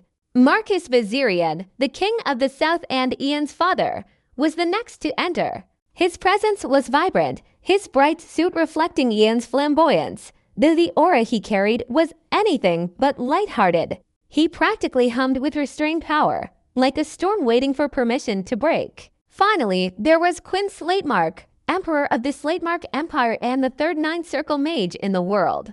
Despite being considered the weakest of the three, Quinn carried himself with an air of calm precision that made it clear he had nothing to prove. As Emperor of the greatest power on Earth, his influence alone was staggering, but it was his quiet, calculated gaze that made the hairs on the back of my neck stand on end. The room felt smaller with these men in it, their combined presence like a gravitational pull that demanded attention. Even the ever-lively Ian grew silent as their eyes swept over the room. It was Alasta who finally broke the silence, his voice warm yet imbued with authority. "Happy New Year, everyone!" The response was almost automatic, a chorus of greetings from everyone present, though mine was somewhat delayed as my mind scrambled to process the situation. I was standing in a room with the foremost powerful leaders in the world. For some, this was family. For me, this was a dream teetering dangerously close to a nightmare. Arden's sharp gaze flicked toward Alasta as he spoke. "So this is the one you've been training, Alasta." He was walking toward me now, and my stomach did an impressive backflip. I barely had time to react before Alasta placed a reassuring hand on my shoulder. "This is Arthur Nightingale," Alasta said with a small smile, his words deliberate. "Quite special, wouldn't you agree?" I bowed deeply, trying to keep my nerves from spilling into my voice. "I greet the King of Creighton and the Dark King of the North, your majesties." "None of that," Arden said, his voice lighter than I expected, though his eyes remained sharp. "At ease. There's no need for all that etiquette right now."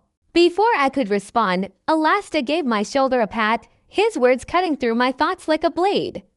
"Arthur is more special than some of our own children." My heart skipped several beats, and I could feel the eyes of the other rulers weighing me like I was a particularly rare artifact up for auction. Marcus Viserion's eyes narrowed, his expression shifting to one of quiet curiosity as though he were trying to peer through my very soul. Quinn, however, remained as stoic and unreadable as ever, his icy demeanor unchanged. "Special, indeed," Marcus said finally, his tone thoughtful as his gaze lingered on me. "Alasta doesn't give out praise lightly."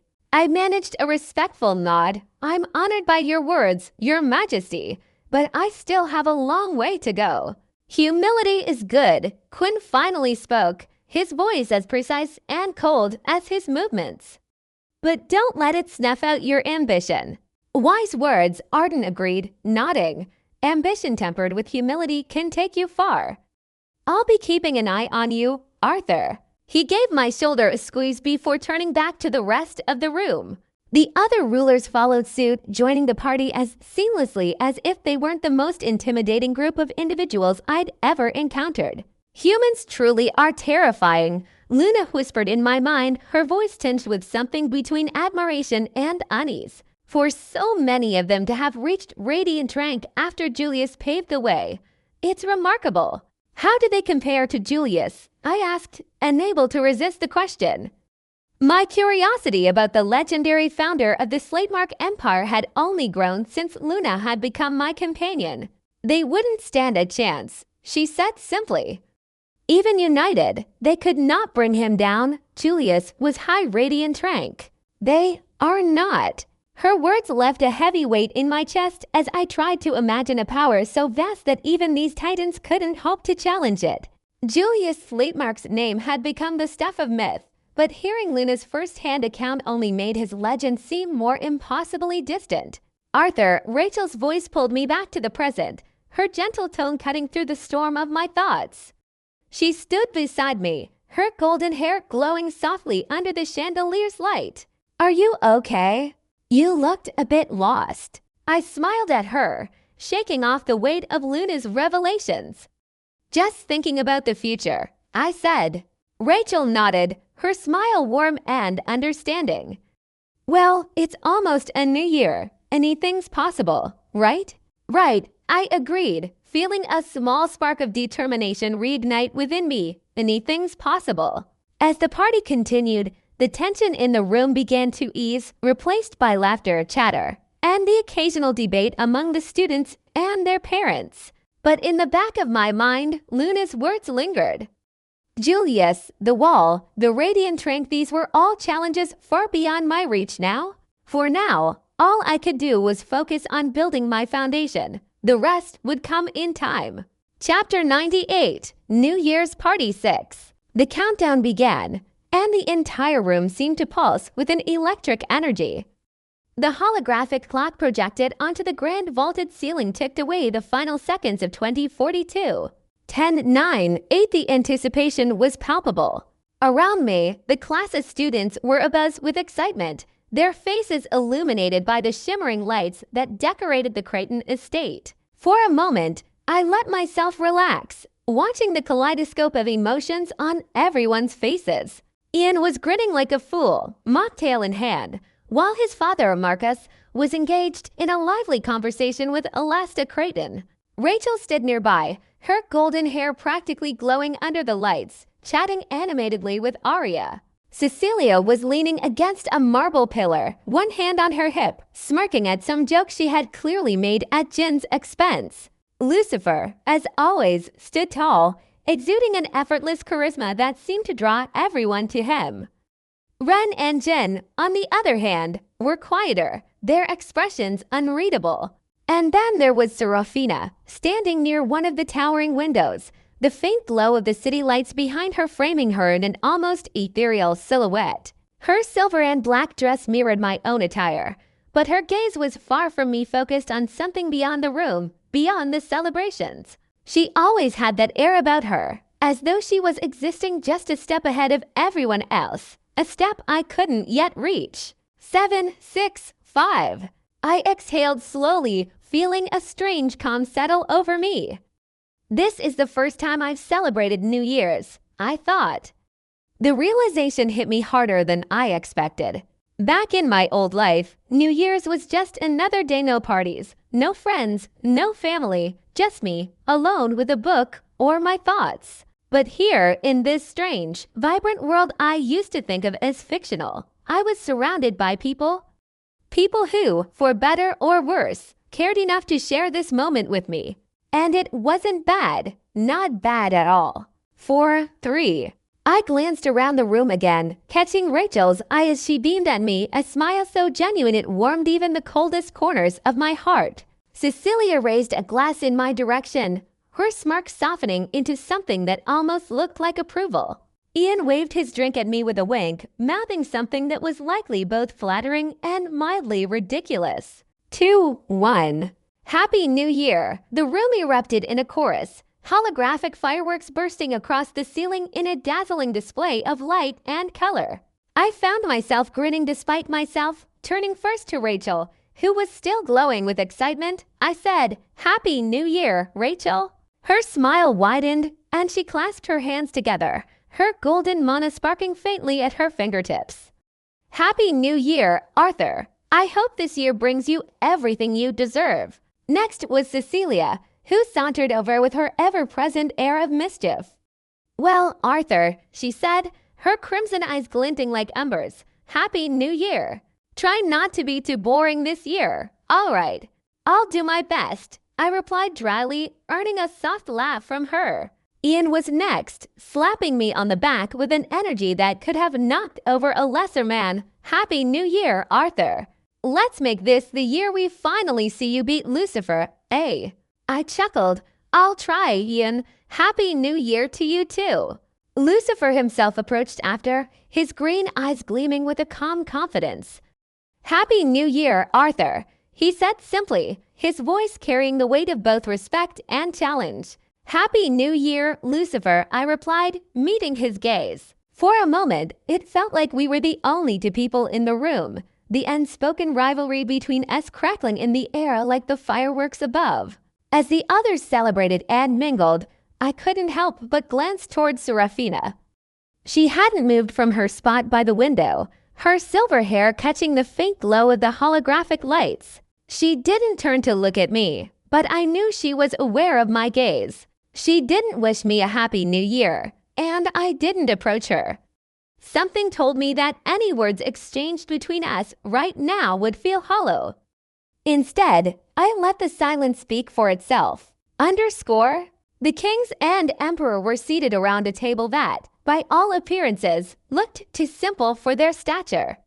Of course, that was deliberate humility at a price tag that could bankrupt most nations. Marcus Viserion, ever the one to capture attention with a casual bite, took another forkful of his shrimp lasagna and sighed with contentment. He's quite impressive, isn't he? Quinn Slatemark, emperor of the most powerful empire in the world, raised a single brow over his glass of wine. Arthur, you mean? Yes, Marcus replied, his voice light but his expression anything but. Ian's told me stories, of course, but seeing him in person. The boy is more impressive than I expected. To go from low silver rank to high silver rank in 4 months. That's not normal. Not even for someone in Class A. I'd wager he's already on par with Ren. Alasta Creighton, king of the Creighton territories and a man of warmth and gravitas, allowed a small smile to play on his lips. Arthur is different, perhaps strong enough to one day claim the title of the strongest in this generation. Over my son, Arden Windward, the Dark King of the North, let out a low laugh. His voice rumbled like distant thunder, a mix of pride and challenge. I doubt it. Don't be so arrogant, Alasta chided lightly, though his tone held no venom. Lucifer may be the greatest talent since Julius Slatemark himself, but Arthur has something unique, a spark that can't be measured just in mana output or combat techniques. Arden's eyes narrowed, his competitive nature flaring. Lucifer's potential is unmatched. He is the destined second hero. I know exactly how talented Lucifer is, Alasta shot back, leaning forward. I practically raised the boy. But Arthur ... His ability to absorb mana techniques, to adapt and evolve in battle, it's something else entirely. Greater than even mine when I was his age. He's a late bloomer, much like the Martial King. The room shifted. It was subtle. But the air grew heavier, as if someone had flicked a switch that dimmed the light just a fraction too much. Marcus stopped mid-bite, his fork hovering between his plate and mouth. Arden's sharp eyes narrowed even further, while Quinn's already stoic face became unreadable, his crimson gaze glowing faintly. Don't, Quinn said, his voice cutting through the growing tension. Don't compare anyone to the Martial King. Alasta met his gaze, unflinching. It's not a comparison. It's an observation. There can only be one Martial King, Arden said coldly, and it's not Arthur Nightingale. Marcus, ever the one to stir the pot, leaned back in his chair and smirked. Isn't that just because he surpassed you, Arden? Arden's jaw clenched, the faintest crackle of dark mana flickering at his fingertips. Surpassed or not, the Martial King was an anomaly, a freak. He reached heights no one thought possible, and it cost him everything. We don't need another one. Perhaps not, Alasta said, his voice softer now, but we can't deny the impact he had.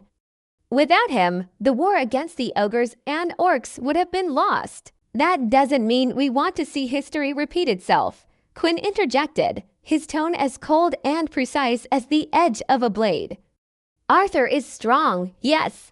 Promising, undoubtedly. But let's not burden him or ourselves with expectations like that. Arden nodded grudgingly, agreed. The Marshall King story isn't one we want to see replayed. Let Arthur carve his own path. And yet, Marcus said, swirling his wine lazily, you can't deny that the tournament at the end of the year will be interesting, no? Lucifer may have a challenger this time. Arden's eyes darkened at the implication, but he said nothing. Alasta, ever the peacemaker, raised his glass. Let's hope it remains friendly competition. They can push each other to new heights without the ... animosity we've seen in the past. Agreed, Quinn said simply. A rivalry like that could be humanity's greatest asset or its greatest liability. The mood shifted again, this time to something lighter as Marcus clapped Alasta on the shoulder. Well, enough about the kids. It's been far too long since we had a proper drink together, hasn't it? Alasta chuckled, the tension easing. You're right. Running kingdoms and keeping the peace doesn't leave much time for this, does it? Quinn allowed a rare smile to touch his lips. At least you don't have vassals constantly questioning your every move. And you don't have to fight shadow seekers every winter, Arden countered, his tone lightening. Shall we compare burdens, gentlemen? They laughed, the camaraderie between them rekindling. But as the conversation drifted into lighter territory, Quinn's crimson gaze flicked toward the room where the students were gathered. His expression darkened ever so slightly.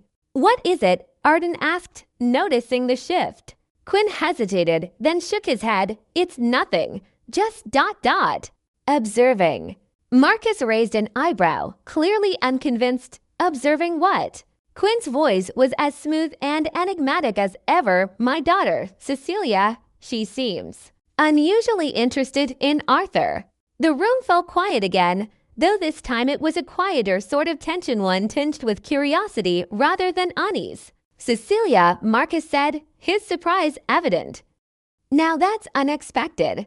It's more complicated than that, Quinn said cryptically, and I hope it stays that way. Complicated how? Alasta asked, his tone sharp with sudden interest. Quinn waved a hand dismissively. I may be overthinking it. They're still young, after all. Marcus laughed, clapping Alasta on the shoulder again. Well, who knew you'd be training your future son-in-law, Alasta? Absolutely not, Alasta said firmly, though a faint smile tugged at his lips. I'm not letting Rachel marry anyone until she's 40. You said the same thing about Lucifer when I suggested it, Arden said with a sigh. You need to let go at some point, Alasta.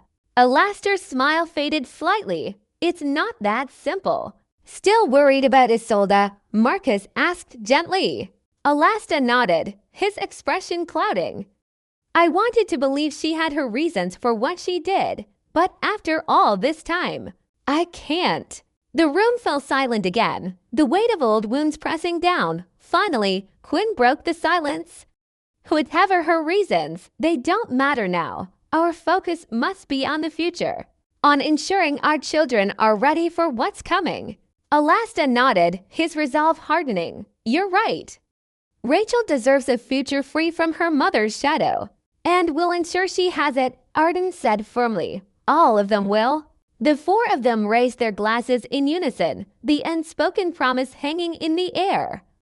Whatever lay ahead, they would face it together. Chapter 99, New Year's Party 7. Much to my astonishment and mild relief, the New Year's party concluded without the catastrophic drama that had seemed inevitable.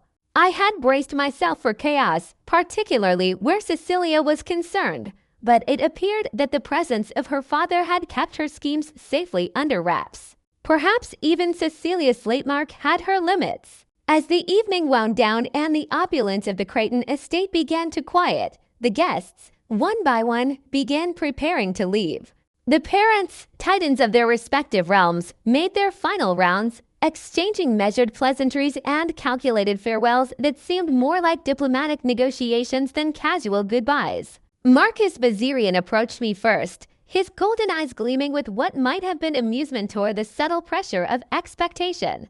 You need to come visit the South one day, Arthur, he said, his hand clapping down on my shoulder with the weight of a man who wrestled dragons for fun. Fighting against the dark beasts will be valuable experience for you.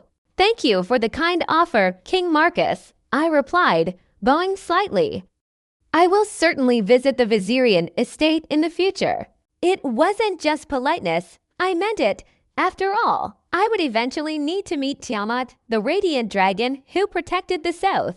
Though meeting a creature like that was a bit like saying you'd meet a hurricane. It wasn't so much a meeting as a fervent hope you'd survive the encounter. Arden Windward, the Dark King himself, stepped forward next, his piercing gaze practically weighing me like a jeweler inspecting an uncut gem. "I hear your swordsmanship is quite refined," he said, his tone sharp but not unkind. "Thank you, Your Majesty," I replied, bowing again, though I couldn't help but feel like I was being appraised. His thoughtful silence lingered long enough to make me uncomfortable, but then, finally, he spoke again. "If you defeat Lucifer and claim rank 1 this year, you may choose any treasure from the Windward Vault that isn't currently in use." The room stilled. I wasn't sure if I'd heard him correctly. Around me, there were audible gasps, as though the very air had been punched in the stomach. Even Lucifer, who was rarely ruffled, turned toward his father, his usually confident expression flickering with disbelief. I, meanwhile, felt as though someone had dumped a bucket of cold water over my head. Any treasure from the Windward Treasury. That wasn't just a casual incentive. That was a challenge with teeth. The Windward Vault was legendary, containing artifacts of unimaginable power, including several legendary rank items. These weren't just trinkets. They were the kind of artifacts that chose their masters, that carried histories longer and bloodier than most nations. Father Lucifer's voice, uncharacteristically uncertain, broke through the silence. "What?" Arden's tone was almost mocking, his sharp gaze flicking to his son. "Do you think you will lose?" Lucifer's emerald eyes locked onto mine, his jaw tightening. He was gauging me, probably reassessing my abilities or lack thereof. After a moment, he shook his head, his confidence reasserting itself like a flame catching wind. "No, I will win." Of course, he believed that. And why wouldn't he? Right now, even Rachel would struggle against Ren, and I was still a step behind her. The gap between Lucifer and me was a chasm. To him, the idea of me catching up in just a few months probably seemed absurd. To anyone else, it would have been. But not to me. I'd closed impossible gaps before, and I would do it again. Especially now that I had another reason, the chance to claim an artifact from the Windward Vault. The weight of Arden's offer wasn't lost on me. It was as much a declaration of faith in Lucifer as it was a challenge to me. Alasta, ever the diplomat, broke the tension with a laugh that echoed warmly through the room. "I never thought I'd see the day Arden Windward wagered something like this. What's gotten into you?" "Is it that surprising?" Arden retorted, though there was a faint smirk on his lips. "I simply wish to reward Arthur if he proves himself worthy of the title of the greatest genius of this generation by defeating my son." The arrogance in his tone was palpable, but it wasn't the mindless bluster of someone underestimating their opponent. Arden wasn't careless. He was daring me, challenging me to rise to the occasion. But even in his confidence, there was an unspoken understanding. This wasn't just about me.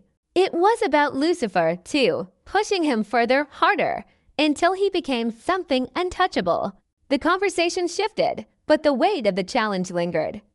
Quinn, ever the quiet observer, finally spoke, his crimson gaze sharp with intrigue. "You've certainly made things more interesting, Arden. The Sovereign's tournament will be worth watching this year."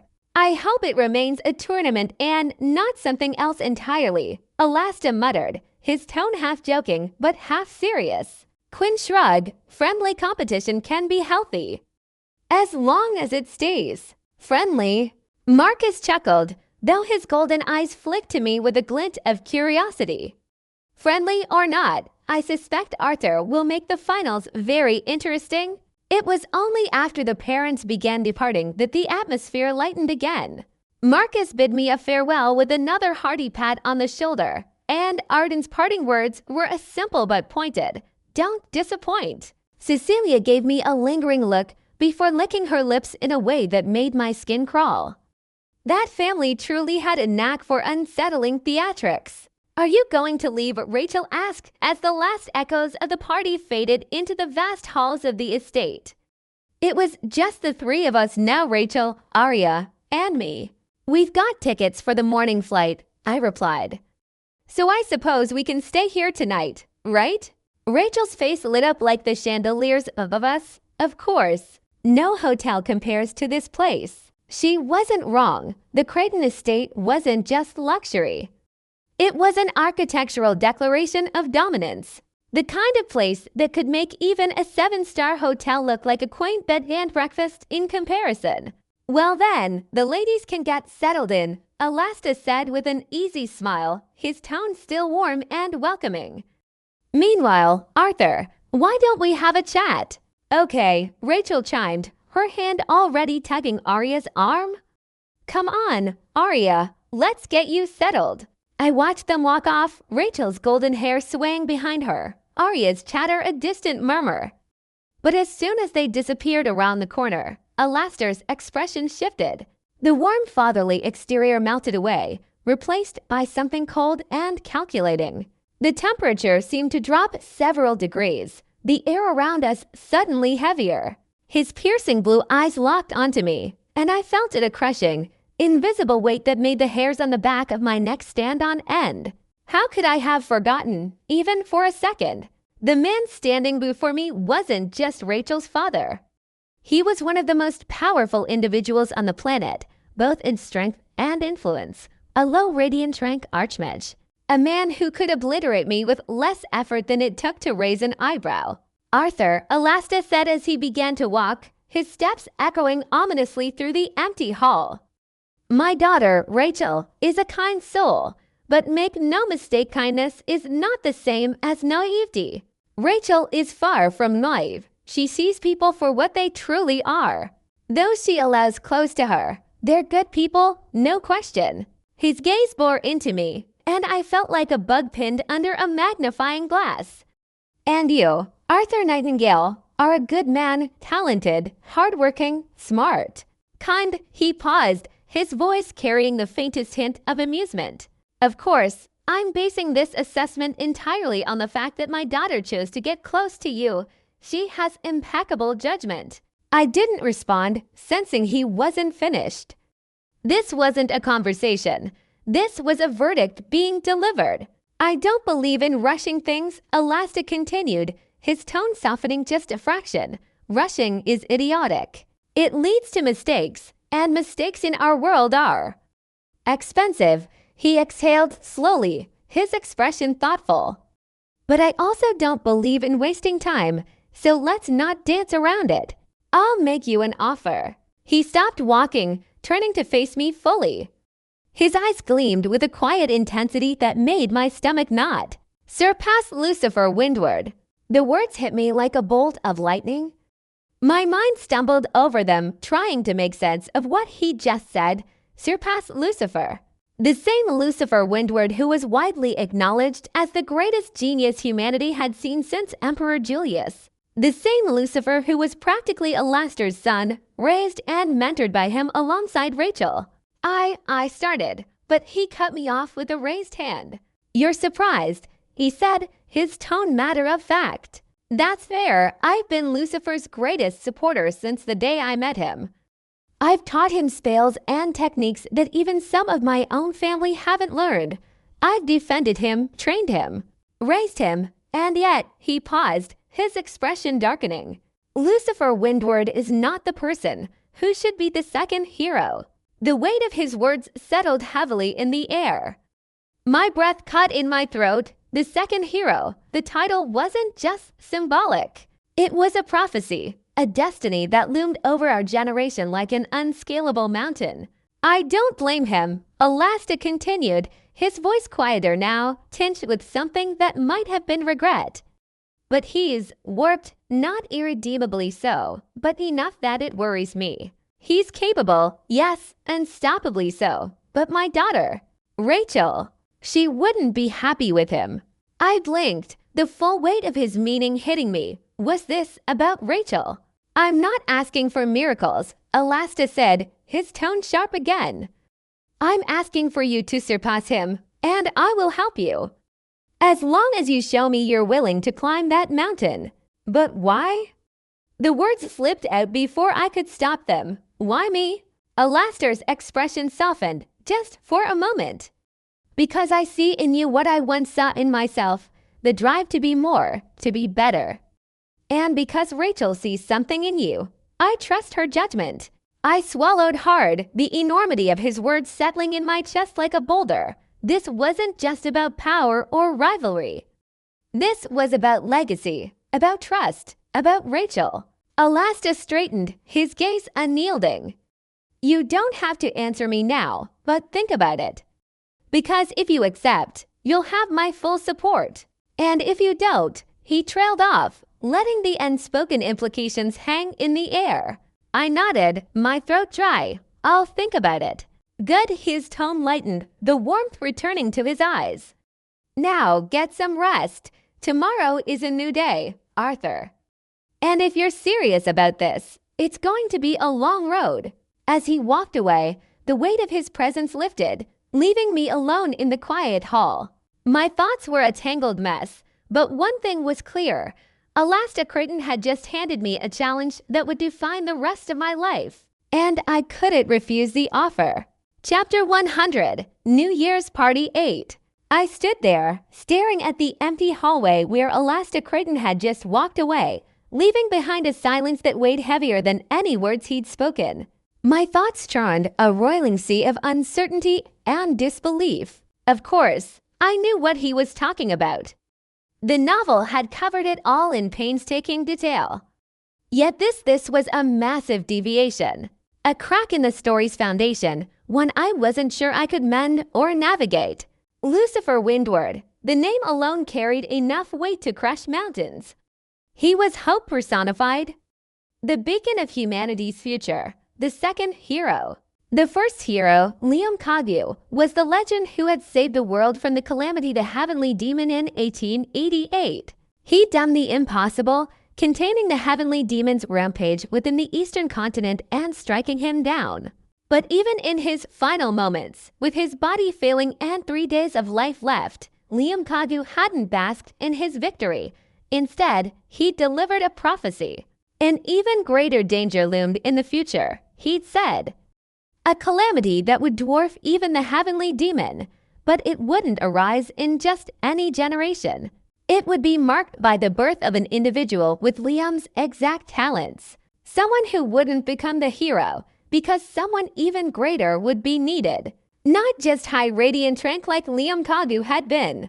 No, humanity needed someone who could go beyond. Someone who could climb the impossible peak of radiant rank and reach its very summit of peak radiant rank existence. And that someone was Lucifer Windward. But here lay the thorny problem, the gnawing anxiety that made Alastor Creighton, a man of immense power and experience, question the world's chosen savior. Lucifer lacked everything, at least everything beyond raw strength. No humility, no kindness, no compassion. He was a cold, unyielding force of nature, shaped entirely by the prophecy that had warped his life since the moment he could understand words. His family had raised him not as a person, but as a tool, a weapon, the hero to be. Sure, in the novel, Lucifer eventually grew into his role. Through trials and tribulations, he shed the arrogance and rigidity that came from being treated like a living prophecy and not a human being. He became a true hero not just in power, but in spirit. And that transformation happened because the world forced it upon him. Mythos Academy was just the starting line. The real challenges began when Lucifer left its sheltered walls.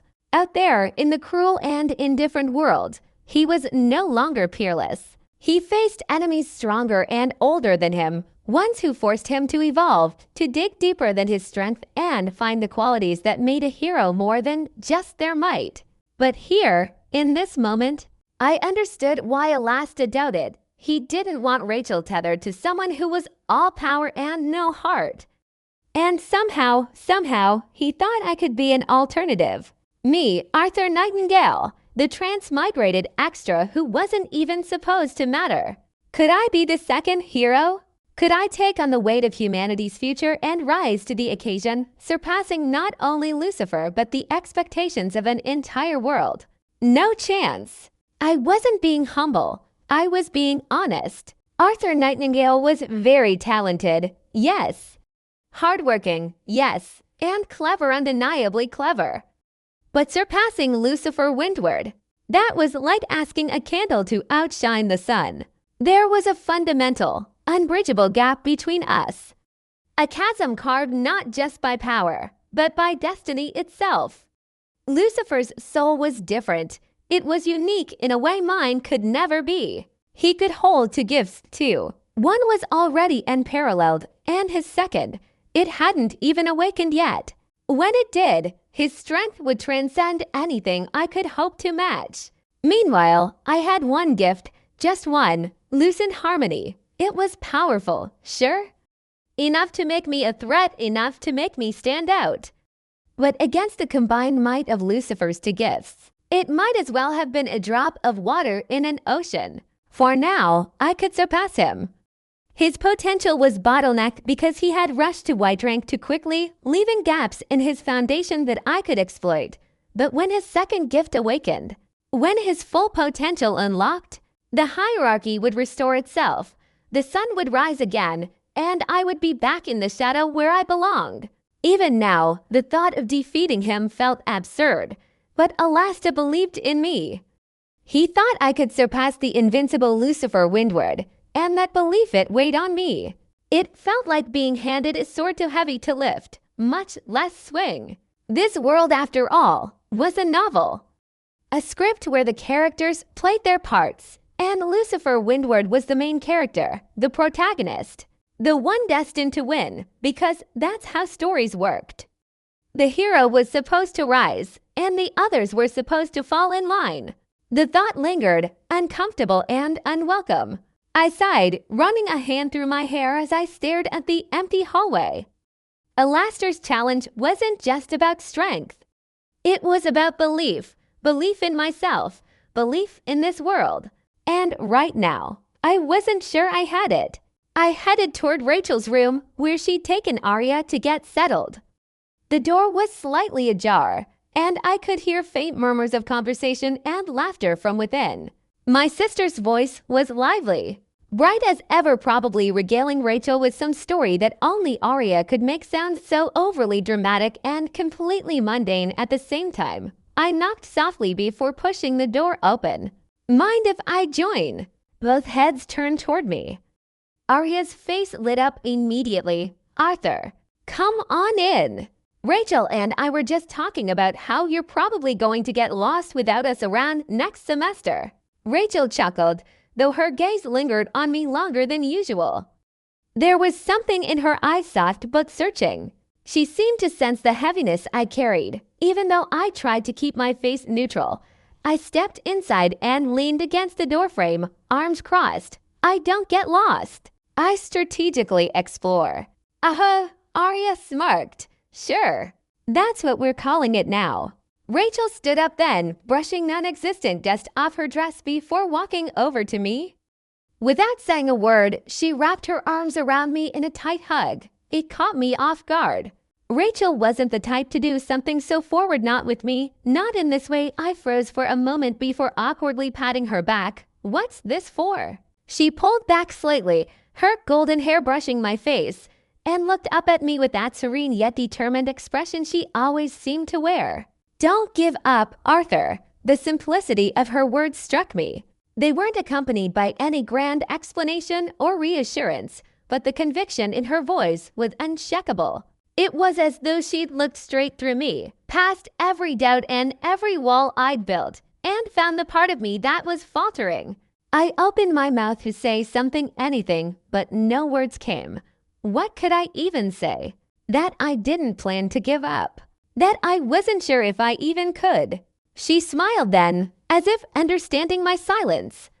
You don't have to say anything, just promise me you'll keep going. I hesitated before nodding. I'll try. That's all I need to hear, she said, stepping back and folding her hands neatly in front of her. The warmth of her hug lingered, though, like a faint glow. Arya, meanwhile, watched the whole scene with a raised eyebrow and a sly grin. So, are you guys done with the emotional drama? Or should I give you to some privacy? Arya, I said flatly, you've been spending way too much time around Cecilia. She laughed, clearly pleased with her jab, and then yawned exaggeratedly. Well, I'm beat. You two better not keep me up with your weird, mysterious conversations. Rachel giggled softly and turned toward her own bed. Don't worry, Arya. I'm heading to sleep too. It's been a long day. I nodded, watching as the two of them settled in. The room fell into a calm silence, and I felt some of the tension in my chesties. As I made my way back to my own guest room, I couldn't help but replay Rachel's words in my mind. Don't give up. It was strange. They were simple words, but coming from Rachel, they carried weight. A weight that somehow made the impossible seem a little less so. And for the first time in a while, as I lay in the unfamiliar but lavish comfort of the Creighton estate, I didn't feel entirely alone.